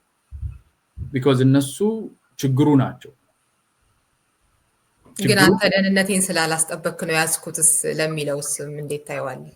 ከዛስ አስጠበቀ አላስጠበቀም እኮ እሱ ነው ችግሩ። ይኸውልሽ አሁን የምንለው ምንድነው መሰለሽ እኛ ችግሩ ሞኖፖሊ ኦፍ ቫዮለንስን መንግስት ኮንትሮል ማድረግ አለበት። ህዝብ በማንኛውም አካል መሳሪያ ይዟል በሚባል አካል ሁሉ ጫና ስር ማለፍ የለበትም። ተጠያቂ የሆነ አካል መኖር አለበት። በህግ የበላይነት መተዳደር ነው ያለብን እንጂ በጉልበት መተዳደር የለብንም። ስለዚህ ይሄን የማስከበር የመንግስት ግዴታ ነው ስንል አዎ ይውረድ የሚለን አካል ቆይ አንተ እኮ ነህ ችግር እያነሳን ያለ ነው። መንግስት አንተ መሳሪያ ይዘህ እንደፈለክ ህዝብን እንደፈለክ እንድታግት እንደፈለክ እንድትደፍር እንደፈለክ እንድትገድል ማድረግ የለበትም። አንተ የምትኖርበትን መንገድ ማለት እንደ ግለሰብ መኖር ትችላለህ። ያንተ ቢሄቪየር ግን ችግር ነው። ያንተ ቢሄቪየር እንዲሆን ፈቅዷል ብለን እኮ ነው መንግስትን የምንቃወመው እንጂ መንግስትን የምንቃወመው አንተ ትክክል ስለሆንክ አለ። አንተማ ስህተቱ ራሱ ተሳስተሃል ሳይሆን አንተ ቢሄቪየር ስህተቱ ራሱ አንተ እኮ ነህ። በአንድ ሀገር ላይ መንግስት ብቻ ሊይዝ የሚገባውን ይዘሃል ነው እኮ ችግሩ። እሱን ማወቅ አለብን። ይሄ እንዲፈታ ምን መደረግ ነበረበት? ለዚህ ኮንትሪቢዩት የሚያደርጉ ምንድናቸው ስንል አንደኛ ለጦርነቶች አሁን የትግራይ ጦርነት ጊዜ ሰሜን ላይ ጦርነት ሲደረግ ብዙ አካላት መሳሪያ እንዲይዙ ኦፕንሊ ተፈቅዷል። የሰርቫይቫል ጉዳይ መንግስትን የማቆየት ጉዳይ ሆኖ የውጭ አካላት ኢንቮልቭ እንዲያደርጉ አገር ውስጥ ያሉ አካላት መሳሪያ እንደፈለጉ እንዲታጠቁ በግልጽ ይሄ ኦፕን ተደርጎ ነበር። ይሄን የተከፈተ ገበያ ኋላ መሰብሰብ ደግሞ ያስቸግራል። የውጭ አካላት ሲገቡ ይዘው የሚገቡት ኢንትረስት አለ። ኤርትራ ሲገባ የራሷን ኢንትረስትም የሌሎች ዘመድ አዝማድ ከዚህ በፊት ብድር ያለባትን ይዛ ነው የምትገባው።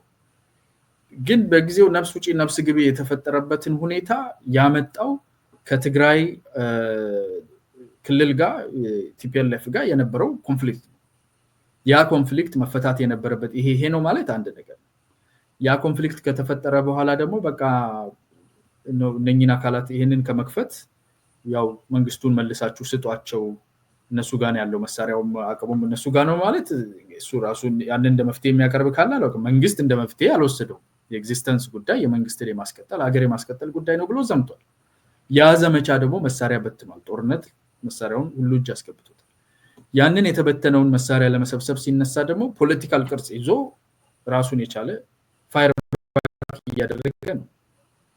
ኑ ግቡ ብሎ ያስገባው አካል ኦልሬዲ ውስጥ ከነበረ ጥቂት አካል ጋር ሆኖ የፖለቲካል ኢንትረስቴን አጠብቅም ብሎ ተነስቶበታል።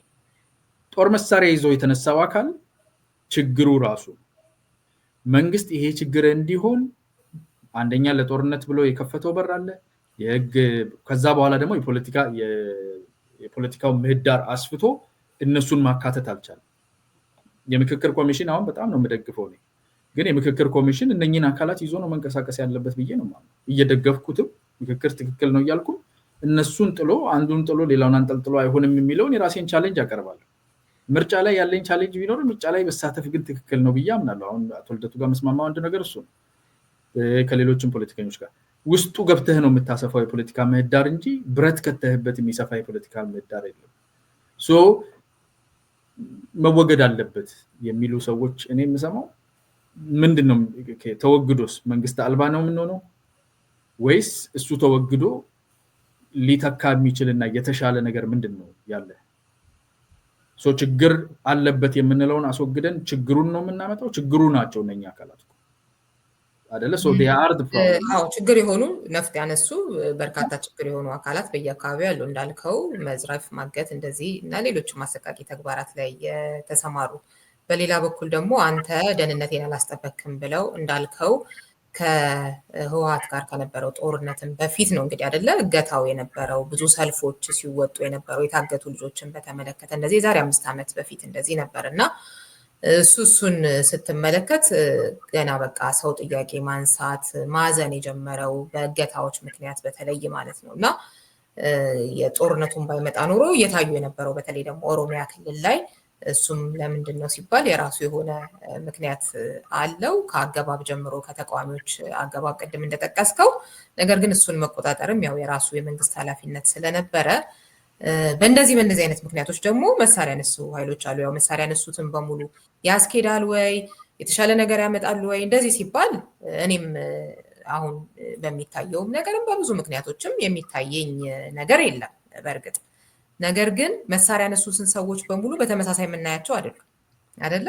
ቡድኖችን በሙሉ ማለት ነው። መንግስት ደህንነታቸውን ሊያስጠብቅ ስላልቻለ ብዙ ጮኸው ከዚህ በኋላ እኮ ሰልፍ አይደለም ሰይፍ ነው አይነት እኮ ሰላማዊ ሰልፎች ላይ ሲንጸባረቁ የሰማንበት ጊዜ ነበረ። ተደጋጋሚ ሰልፎች ተደርገው ነበር ከጦርነቱም በፊት ሁሉ ጀምሮ ነው የምልህና ያኔውኑ ነው ገና ፌል ያደረገው ብልጽግና የሰዎችን ደህንነት ከመጠበቅ አንጻርና ምንድነው ታዲያ ብልጽግና ተወግዶስ ከዛ ሲያልከው ተገቢ ጥያቄ ነው።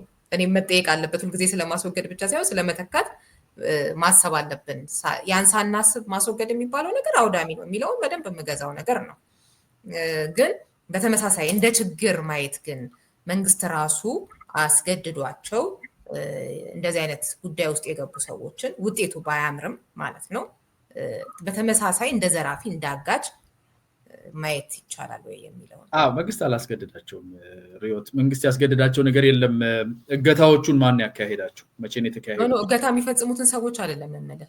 ኖ እገታ አልተጠበቅንም ብሎ እገታማ ገና ጦርነት ከህወሓት ጋር የነበረው ሳይደረግ በፊት ራሱ ለምሳሌ ደምቢ ዶሎ ዩኒቨርሲቲ ተማሪዎች ከ5 ዓመት በፊት እኮ ነው አይደለም እገታ ሲፈጸም ነበር። ጦርነቱ የጀመረበት ጊዜ አካባቢ ነው ሳይጀምር በፊት ማለት ነው።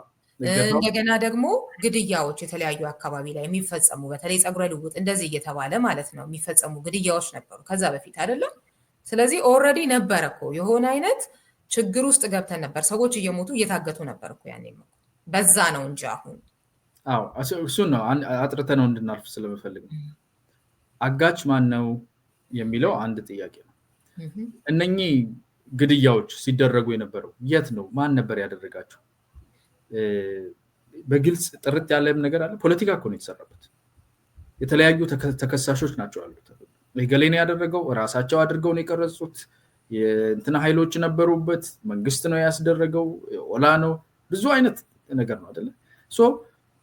የዲሞክራሲ ባህል የለንም፣ የህግ የበላይነትን የማክበር ባህል የለንም የምለው አንደኛ እውነትም ስለሆነ ነው። ሌላኛው ደግሞ እንዲህ አይነት ነገሮች እንዴት እንደሚያጠቁን ሰል ነገሩ ተደረገ የተባለበት ቦታ ላይ ኢሚዲየትሊ በሚዲያ እገሌ አርጎ ተብሎ ፖለቲካ ተሰርቶበት ያኛው አካል ማጣራት አይደለም ራሱን ዲፌንድ ማድረግ ውስጥ ነው የገባው ኢሚዲየትሊ ማለት ነው። ይሄ የህግ የበላይነትን የሚፈልግና የህግ የበላይነትን የሚያውቅ ሀገር ህዝብ ስንሆን ጸጥ ነው የምንለው። አሁን በቅርብ ጊዜ የተደረጉ ነገሮች ላይ እናያለን። ተሰርቶ አሁን ብርቱካን የምትባለው ልጅ ማለት ተሰርቶ ተፈብርኮ ተጠፍጥፎ ሲቀርብ ኢሚዲየትሊ ዘለን ነው የምንገባው። ከዛ በኋላ ሪትራክት ለማድረግ ብዙ ነገሮች እናያለን። ሌሎች ነገሮችም እንደዚህ ናቸው። እንደ ሰብአዊነት እንደ ህዝብ እንደ ሀገር መቆም የሚገባን ቦታ ላይ ቶሎ ለመጠቆሚያ ለምን አመጣ? ይሄን ከየት አመጣ? ማን ያደረገው? ምን ያህል ሰዎች ናቸው? እነማን ናቸው? በማንነት ነው ወይ በምን ምክንያት? ጥያቄ ነው። WH a lot of questions አንጠይቅም። ወዲያው ለፖለቲካ ስራ ነው የምንነሳው። ይሄን የተደረገበትን ጊዜ ይሄን ያልተጣራ ኮራቦሬትድ አንዳንዱ በጣም የሚያጠራጥር ኮንስፒረሲ ያለበትን ነገር ወስደን ይሄንን ለመከላከል ይሄንን የዚህ መፍትሄ እንግዲህ የችግር ነው ሆነ ማንም ማረገው ማንም ችግር በደል ነው ጥፋት ነው። መንግስት ይሄንን ሁሉ የማስቆም ኃላፊነት ዞሮ መንግስት ጋር ነው የሚሄደው። ማንም አደረገው ማንም ከመንግስት ራስ የሚወረድበት ነገር የለም አይደል? እሱ ነጥቡ ስለሆነ ነው እዛ ላይ ብዙ ማለት ነው ቢሆንም እዚህ ላይ ዞረን ከመንግስት እንትን አለ። ግን ከመንግስት ራስ ላይ የማይወረድ እንደሆነ አውቆ መንግስትን ለማጥቃት ጥሩ አማራጭ ሴቶች ልጆችን ማገት፣ መድፈር፣ መግደል ነው ብሎ የሚንቀሳቀስ አካል ካለ እሱን ማወቅ አለብን እንጂ የሱን ዓላማ ለማሳካት መሰለፍ የለብን አይደል? በቀላሉ የመንግስት ወታደር ጋር ከምገጥም ከመንግስት ጋር ከምዋጋ ምን አጨነቀኝ? እዚህ ሰፈር ሴቶች አሉ አይደለ? አዎ በብሔራቸው በምንድነው ብለ ቪዲዮ ቅረጸኝ የሆነ ነገር አረጋቸዋለሁ ለመንግስት መድኃኒቱ የሚያገኘው እዚህ ጋር ድሃ ምስኪን ከጎዳው መንግስትን አገኘዋለሁ ብሎ የሚያስብ ከሆነ ህዝብ የሚጠቃው ለመንግስት ማጥቂያ ከሆነ ህዝብ የሚከላከለው ማንን ነው መሆን ያለበት? መንግስትን ነው መሆን ያለበት። እንዴት ነው የሚከላከለው? አይ መብቴን እንዲያስከብርልኝ እጠብቀዋለሁ፣ ኢንፎርሜሽን ሰጠዋለሁ፣ ኮራቦሬት አደርጋለሁ፣ በራዩ ላይ የሚነሳ ፕሮፓጋንዳን አብሬ አልሰራም፣ አላስታጥቅም። ይሄ ነው የሚሆነው። ቢኮዝ መንግስትን ለማጥቃት ነው እያጠቃኝ ያለው ማለት ነው። መሆንና ለመሆኑ እስኪጣራ ዲው ዲሊጀንስ እሰጣለሁ፣ እድል እሰጣለሁ ማለት ነው። ሁሉንም እስቲ እንተው፣ አንድ ላይ እንደው በቁጥር ብንሄድ ማለት ነው። የተጠቁ ሴቶች፣ የተገደሉ ሰዎች፣ የታገቱ ሰዎች በማንነታቸውም ሆነ ያለማንነታቸው እንዳለች ጨምረን ደምረን ቁጥራቸውን ብንይዝ ባለፉት 18-20 ወራት ውስጥ አማራ ክልል ላይ የሞቱትን ያህል አይሆንም፣ የታገቱትን አይሆንም፣ አይጠጋገምም ቁጥሩ እንዳለ ደምረን። እንደው አንድ አካባቢ ሰዎች አይደለም እንዳለ ኢትዮጵያ ውስጥ ባለ አሁን የምትይኝ ፔሪድ ላይ የተደረገውን ብትሰበስቢ እየተደረገ አይመሳጠር። መድኃኒቱ ነው ተብሎ የመጣው ለ50 ሳንቲም ዶሮ የ5 ብር ገመድ ነው እየገዛን ያለነው። አንኮራብሬትድ ለሆነ ችግር ፕሮፓጌት ተደርጎ እሱን ለመፍቻ የመጣው ከችግሩ ይበልጣል። 12 ተማሪና 12 አስተማሪና 20 ተማሪዎች ተረሸኑ ሲባል ጥሩ ነው። ለታገቱት 16 ልጆች መፍትሄው ይሄ ነው። ከዛ ደግሞ ይሄን ያህል ሽማግሌዎች ተረሸኑ። አዎ ይሄ ነው በቃ። ታገቱ ሴቶች ነበሩ፣ ለነሱ መፍትሄው ምንድነው? ችግሩን ማን እንዳደረገው ለማጣራት ያልተሄደ ዲው ዲሊጀንስ ያልተሰራበትን ነገር በዚህ በኩል መድኃኒት ብለን ያመጣነው ነገር ምን ያህል ጉዳት እያደረሰ እንዳለ እያየን ነው። ምናልባት ግን እሱ ጋር እያነ መድኃኒት ሆኗል ወይ እንደውም የበለጠ ችግር አልሆነም ወይ የሚለውን የምጋራህ ነገር ነው። እኔም በተደጋጋሚ ይሄ ነገር አይ በቃ በሰላማዊ መንገድ አልሆነንም፣ ስለዚህ በዚህኛውን ሞክረው አይነት ነገር ብለው ነፍጥ ያነሱ ሰዎች በእርግጥም ህዝብን ማዳን ተሳክቶላቸዋል ወይ ወይስ የበለጠ ችግር ውስጥ ነው ህዝቡ ከነበረበት የገባው የሚለውን እኔም የምጠይቀው ነገር ነው። በተመሳሳይ አሁን ቅድም የሰጠሁት አስተያየት በተመሳሳይ ሁሉም ነፍጥ ያነሳ አካል አንድ አይነት ነገር አይደለም ያነሳበት ምክንያት ወይንም ደግሞ አጋች ምናምን በሚለው ብቻ የሚገለጽ አይደለም የሚለውን አንድ ነገር። ሁለተኛ ነገር ደግሞ መንግስትን መተባበር ያልከው ነገር አለ። ልክ ነው ማለት መረጃ በመስጠት በሌላ አካል የሚፈጸሙ ነገሮችን እንደዚሁም ደግሞ አላግባብ ስም ማጥፋት ላይ አለመሳተፍ እንደዚህ እያልክ የጠቀስካቸው ነገሮች አሉ። እነሱም ልክ ነው። በሌላ በኩል መንግስት ራሱ የሚያደርገውስ የመንግስት የጸጥታ ኃይሎች አዎ ሌሎች ከመንግስት ውጭ የሆኑ የሚፈጽሟቸው አሰቃቂ ተግባራት አሉ። ምንም ጥያቄ የለውም። የተለያዩ አካባቢዎች ላይ ከነሱ አለማዳን ብቻ አይደለም ራሱ የሚፈጽማቸው የመንግስት የጸጥታ ኃይሎች የሆኑ ከመከላከያው ጀምሮ ለምሳሌ ከህወሓት ጋር የተደረገው ጦርነት ጋር ህወሓት ጋር ብቻ ሳይቀር ወደ ህዝቡም ደርሶ የተፈጸሙ ነገሮችን አይተናል። የተለያዩ ቪዲዮዎችን አይተናል። በተለያዩ ክልሎች አሁን አማራ ክልል ላይ ያሉ የድሮን ጥቃቶች ምን የሚተኩስብንን ኃይል ላይ ነው ተብሎ ግን ደግሞ ህፃን አዛውንት ሳይቀር የተገደሉባቸውን ማንሳት እንችላለን። የሰብአዊ መብት ጥሰቶቹን ደግሞ እስር ቤቶች ውስጥ ምንድነው እየተፈጸሙ ያሉት የሚለውን ስናይ በተለይ አዋሽ አርባ ላይ ማለት ነው የተፈጸመባቸውን እጅግ አሰቃቂ ማንነት ተኮር የሆኑ ስድቦችን እየተሰደቡ የተፈጸሙባቸውን አሰቃቂ ተግባራት ለምሳሌ ፍርድ ቤት ላይ የተናገሩትን እናስታውሳለን። እነ ክርስቲያን እና ዮሐንስ ማለት ነው። ስለዚህ ራሱ መንግስት የሚፈጽማቸውስ ጉዳዮች የሆነ አላዳንከንም ብቻ እኮ አይደለም፣ አንተ ራስህም እየገደልከን ነው። እሱን እንዴት ታየዋለህ? በጣም ጥሩ ነገር ያነሳሽው። 3 አድርጌ ነው ያየኋቸው። አንደኛው ዋር ክራይምስ የሚባለው ማለት ነው። ዋር ክራይምስ ማለት በጦርነት ጊዜ በተለይ ትግራይና አማራ ክልል ላይ አፋር ውስጥ የታየ በጦርነቱ ጊዜ የነበረ ማለት ነው። ዋር ክራይምስ የጦር ወንጀል ማለት ነው። በጦርነት ጊዜ የሚካሄዱ ናቸው። የኢትዮጵያ የታጠቁ ኃይሎች፣ የአማራ የታጠቁ ኃይሎች እና የኤርትራ የታጠቁ አካል የጥምር ኃይል የሚባለው አጠቃላይ እነኚህ የጥምር ኃይሉ እና የትግራይ ኃይል ብለው በዝርዝር ዓለም አቀፍ የሆኑ ተቋማት አይ ቲንክ ዩኤስ ስቴትም አውጥቶ ያስቀመጠው ነገር አለ። እነኚህ በጦርነት ጊዜ የሚደረጉ ወንጀሎች ናቸው፣ የጦር ወንጀሎች ናቸው። ሌላኛው ካዡዋሊቲስ ኦፍ ዋር ይባላል።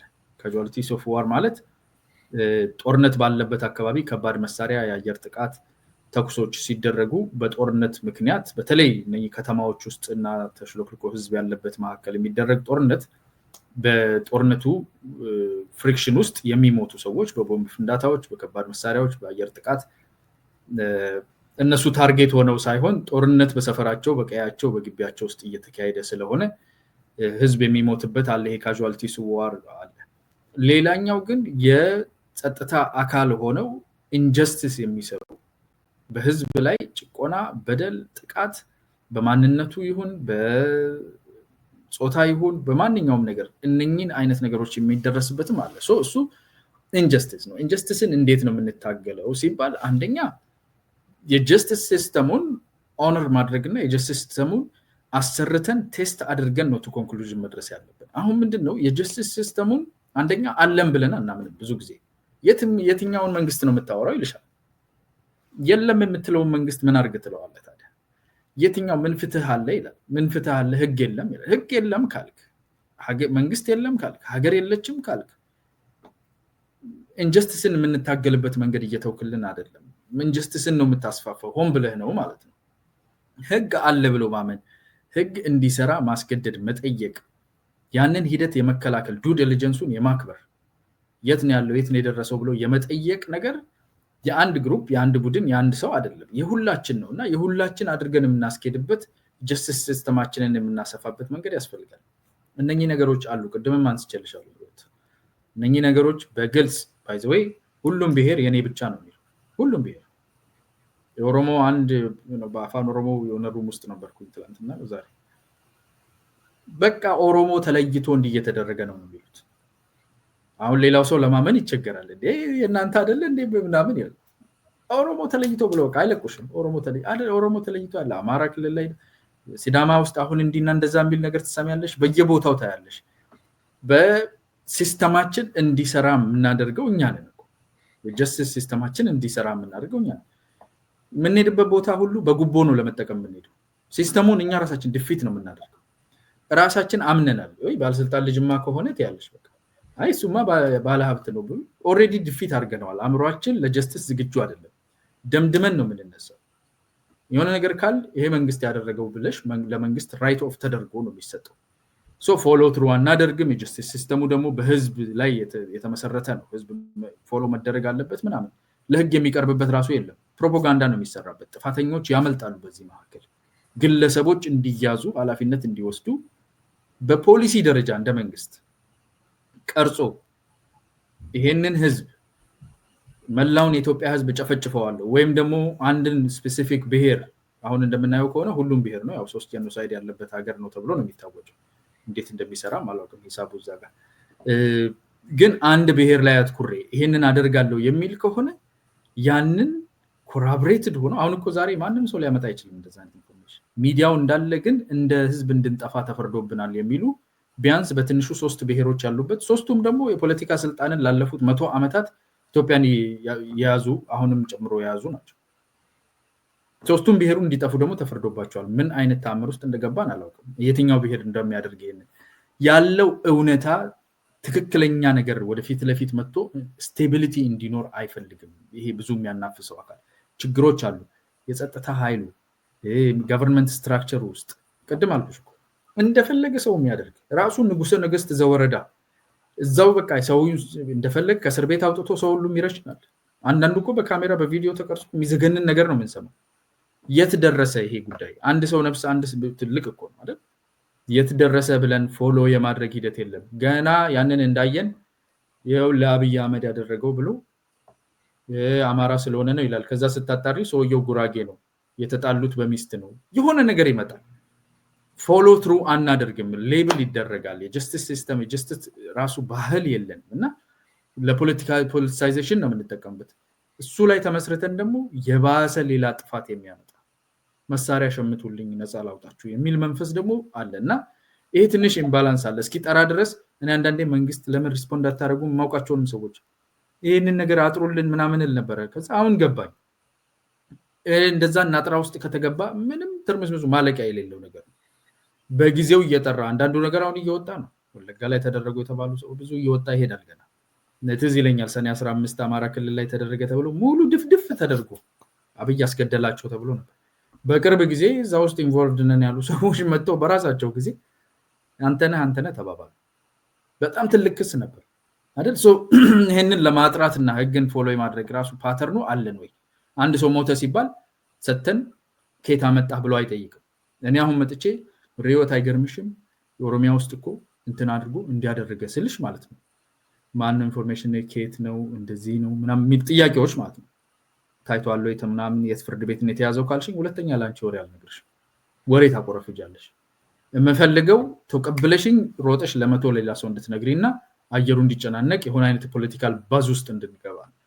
ይሄንን ካልቸር እስካልተውን ድረስ ተጠያቂነትን ሪል የሆነ ጀስቲስን ማምጣት አንችልም። ኢንጀስቲስን በዚህ ነው ማስቆም የምንችለው። እኛም አጀስት ማድረግ አለብን። ብልሽቶችን እንዲያስተካክል መንግስትን ፕሬሸር ማድረግ መቻል አለብን፣ ማስፈጸም መቻል አለብን። ዋር ክሪሚናልስ ዋር ክራይምስ በሌላ መንገድ ነው የሚታየው። ካዡዋሊቲስ ኦፍ ዋር ደግሞ ጦርነትን ማቆም ብቻ ነው። ካዡዋሊቲስ ኦፍ ዋር ጦርነት መቆም አለበት፣ አለበለዚያ ይኖራል፣ ሁልጊዜ ይኖራል። እና እንደዚህ ነው የማየው ማለት ነው።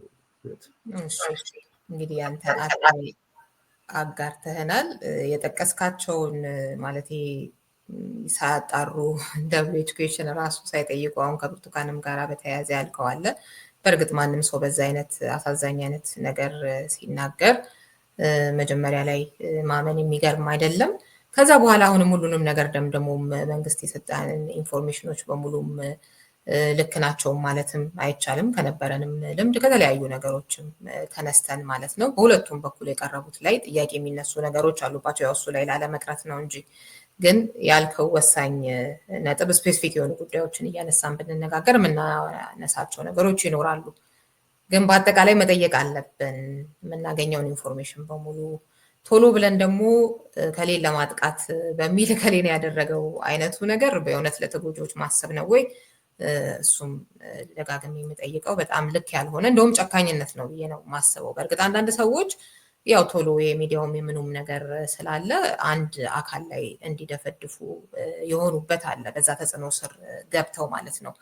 የሚሰጠው አካል ግን መጀመሪያውኑ በጭካኔ ሊመታ የሚፈልገውን አካል ለመምቻ ስለሌሎች ጉዳዩ ስላልሆነ ነው። እሱ ሁሉ የምትለው ነገር ይገባኛል በጣም። እና እነዚህ ሁሉ ተቀንሰው ያሉት አጉል የሆኑ ፕሮፓጋንዳ መስሪያ መንገዶች ሁሉ ተቀንሰው በራሱ ብልጽግና በራሱ ግን ብቻ የሚፈጽማቸው እንኳን እጅግ በጣም ብዙ ናቸው የሚል ስለሆነ ነው የኔ ግምገማ የምጠይቅህ እንጂ የምትላቸው ክፍተቶች የምትላቸው ጥፋቶች በሌላኛው ብልጽግና እንቃወማለሁ በሚለው አካል በኩል የሚሰሩ በደንብ አድርጌ የማያቸውም የምቃወማቸውም ነገሮች ናቸው። ግን ራሱ ብልጽግናን ራሱ ስናየው ከበቂ በላይ የሆነ እንደውም ባያደርጉበት ይህን ባይጨምሩበት እኮ ራሱ ከበቂ የሆነ በላይ የሆነ ጥፋት እየሰራ ነው ብዬ ነው የማስበው። እና በዛ መልኩ ስለማየው ነው።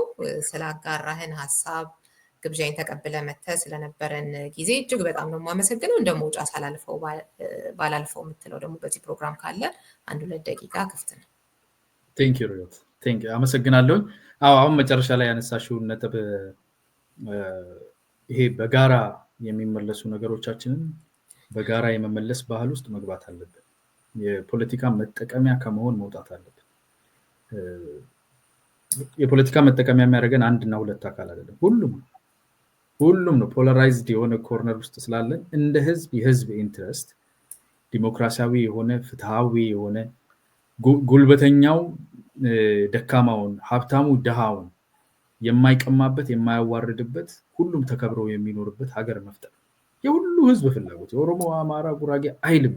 ይሄ የሁላችንም ውስጣዊ ፍላጎት ናቹራሊ ሰው ህዝብ ተሰብስቦ መንግስት የሚመሰርትበት እኔ ለፍቼ ሰርቼ ያፈራሁትን ቤተሰቤን ልጆቼን እንዳይጠቁ እንዳይወሰድ እንዳልጎዳ የጋራ የሆነ ኃይል ለመስረት ፍትህና ርትህ እንዲኖር የመንግስት ራሱ ሐሳቡ ራሱ ይሄንን ማስፈጸም የኤገሌ ብለን የምንከፋፈል ከሆነ ስህተት አለ። መተማመን አለብን። ልክ እንደ ኦሮሞ አማራው ተጋሩ ሌላውም ህዝብ ፍትሃዊ አእምሮ ያለው ፈጣሪን የሚፈራ ሃይማኖት ያለው ቤተሰብ ያለው ለእውነተኛ ነገር ፍላጎት ያለው ነው የሚለውን ያንን መተማመን መገንባት አለብን። ያኔ ነው እንደዚህ አይነት ሰባዊ ችግሮች ሲፈጠሩ ማንም ሰው ወስዶ ለተጋሩ ለአማራ ለኦሮሞ እንዲሰጥ አልፈቅድለትም። ወይም ለፖለቲካ ድርጅት ሴቶች ልጆች ሲደፈሩ በፍጹም የብሔር ጥያቄ ሊሆን አይችልም። የፖለቲካ ጥያቄ ሊሆን አይችልም። የሰብአዊነት ጥያቄ ነው። እነኛን ኮመን ግራውንዶቻችን ኮሌክቲቭ ኤጀንሲዎቻችንን ሆን ብሎ የማሳጣት ስራ ተሰርቶብናል። ረጅም ጊዜ ተሰርቷል። አሁን ሾርት ተርም ደግሞ ለፖለቲካል ኢንትረስት የተሰጠን ነገር አለ። እሱ ላይ መስራት አለብን። ይህን የሚሰማ ሰው ሁሉ እኔ እንደ አንድ ለአንዳንዶቻችሁ ታናሽ ለአንዳንዶቻችሁ ታላቅ ሆናለሁ፣ እንደ አንድ ወንድም እንደ አንድ ኢትዮጵያዊ ተመጥኖ የተሰጠ ጊዜና ቦታ ላይ ነው የምንኖረው። ነገ እናልፋለን። ማያልፍ ነገር መስራት የምንፈልግ ከሆነ የጋራ የሆነ ኮሌክቲቭ የሆነ ነገራችን እንስራ። ኮሌክቲቭ ኤጀንሲ አለን፣ ሀገር ኢትዮጵያ የምትባል ሰብአዊነት አለን። እነኚህን ነገሮች ማስከበር ላይ አብረን መስራት እንችላለን። የብሔር ጥያቄ አለኝ እኔ እንደዚህ የፖለቲካ ምናምን we can figure that out። ሜጀር ኮሌክቲቭ የሆነው ላይ አብረን መስራት ከቻል ለዛኛውም ድልድይ መንገድ ይሆናል የሚለው ያው ሰብአዊ የሆነ ሞር ኮሚዩኒቲ የሚመለከት ነገር ተናግሬ ልጨርስ ብዬ ነው። በጣም አመሰግናለሁ ሪዮት። እሺ እኔም አመሰግናለሁ። አድማጭ ተመልካቾቻችን ያለፉትን 7 ዓመታት በተመለከተ ከፖለቲካ ተንታኙ አቶ አያና ፈይሳ ጋር የነበረኝ ቆይታ ይህንን ይመስል ነበር። ነገ ከሌላ እንግዳ ጋር እጠብቃችኋለሁ። እስከዚያው ሰላም ሁኑ።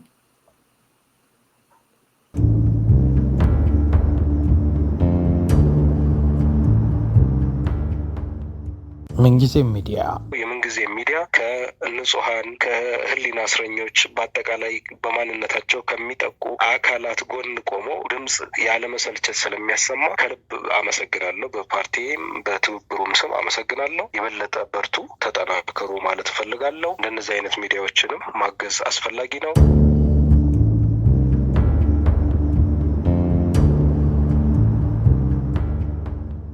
ምንጊዜም ሚዲያ ዛሬ ትልቅ ስራ እኮ ነው የሰራሽው። ላመሰግንሽ እወዳለሁ። ምክንያቱም እኛ ተገናኝተን አናውቅም። አጓ በርቀት ያቀኛል፣ እኔ አጓን በርቀት አውቃለሁ። እንደውም አሁን እዚህ ስንታይ ሰላም አልተባባልንም ነበር አይደል? የሆነ በውስጣችን የሆነ ነገር ስላለ አሁን ዛሬ ተነጋግረናል አይደል? የሆነ ነገር ይፍቃል። ሰው ሲነጋገር በውስጥ ያለው ነገር ቀስ በቀስ እየፋቀ ይሄዳል እና የመድረክ መዘጋጀቱ በጣም ትልቅ ነገር ነው ለማለት ስለፈለኩት ነው። ምንጊዜም ሚዲያ በተቻለን ሁሉ የሁሉም ኢትዮጵያዊ ድምጽ የመሆን ጥረታችን ይቀጥላል። በተቻለ ለመቀጠል ድጋፋችሁ ያሻናል። 703-475-6309 የዘልና ካሻፕ ድጋፎትን ሐሳብና አስተያየቶትን የሚያደርሰን የቀጥታ የስልክ መስመራችን ነው። ምንጊዜም @gmail.com የኢሜል አድራሻችን ሲሆን የጎፈንድሚ ሊንኩን ጨምሮ ሌሎች የማገዣ መንገዶችን በቪዲዮ ላይ በተያያዘው QR ኮድ እንዲሁም በዩቲዩብ አስተያየት መስጫ በትዊተር እና የፌስቡክ ገጾቻችን ያገኙታል። ስለሚያደርጉልን እገዛ ከወዲሁ እናመሰግናለን። ምንጊዜም ኢትዮጵያ።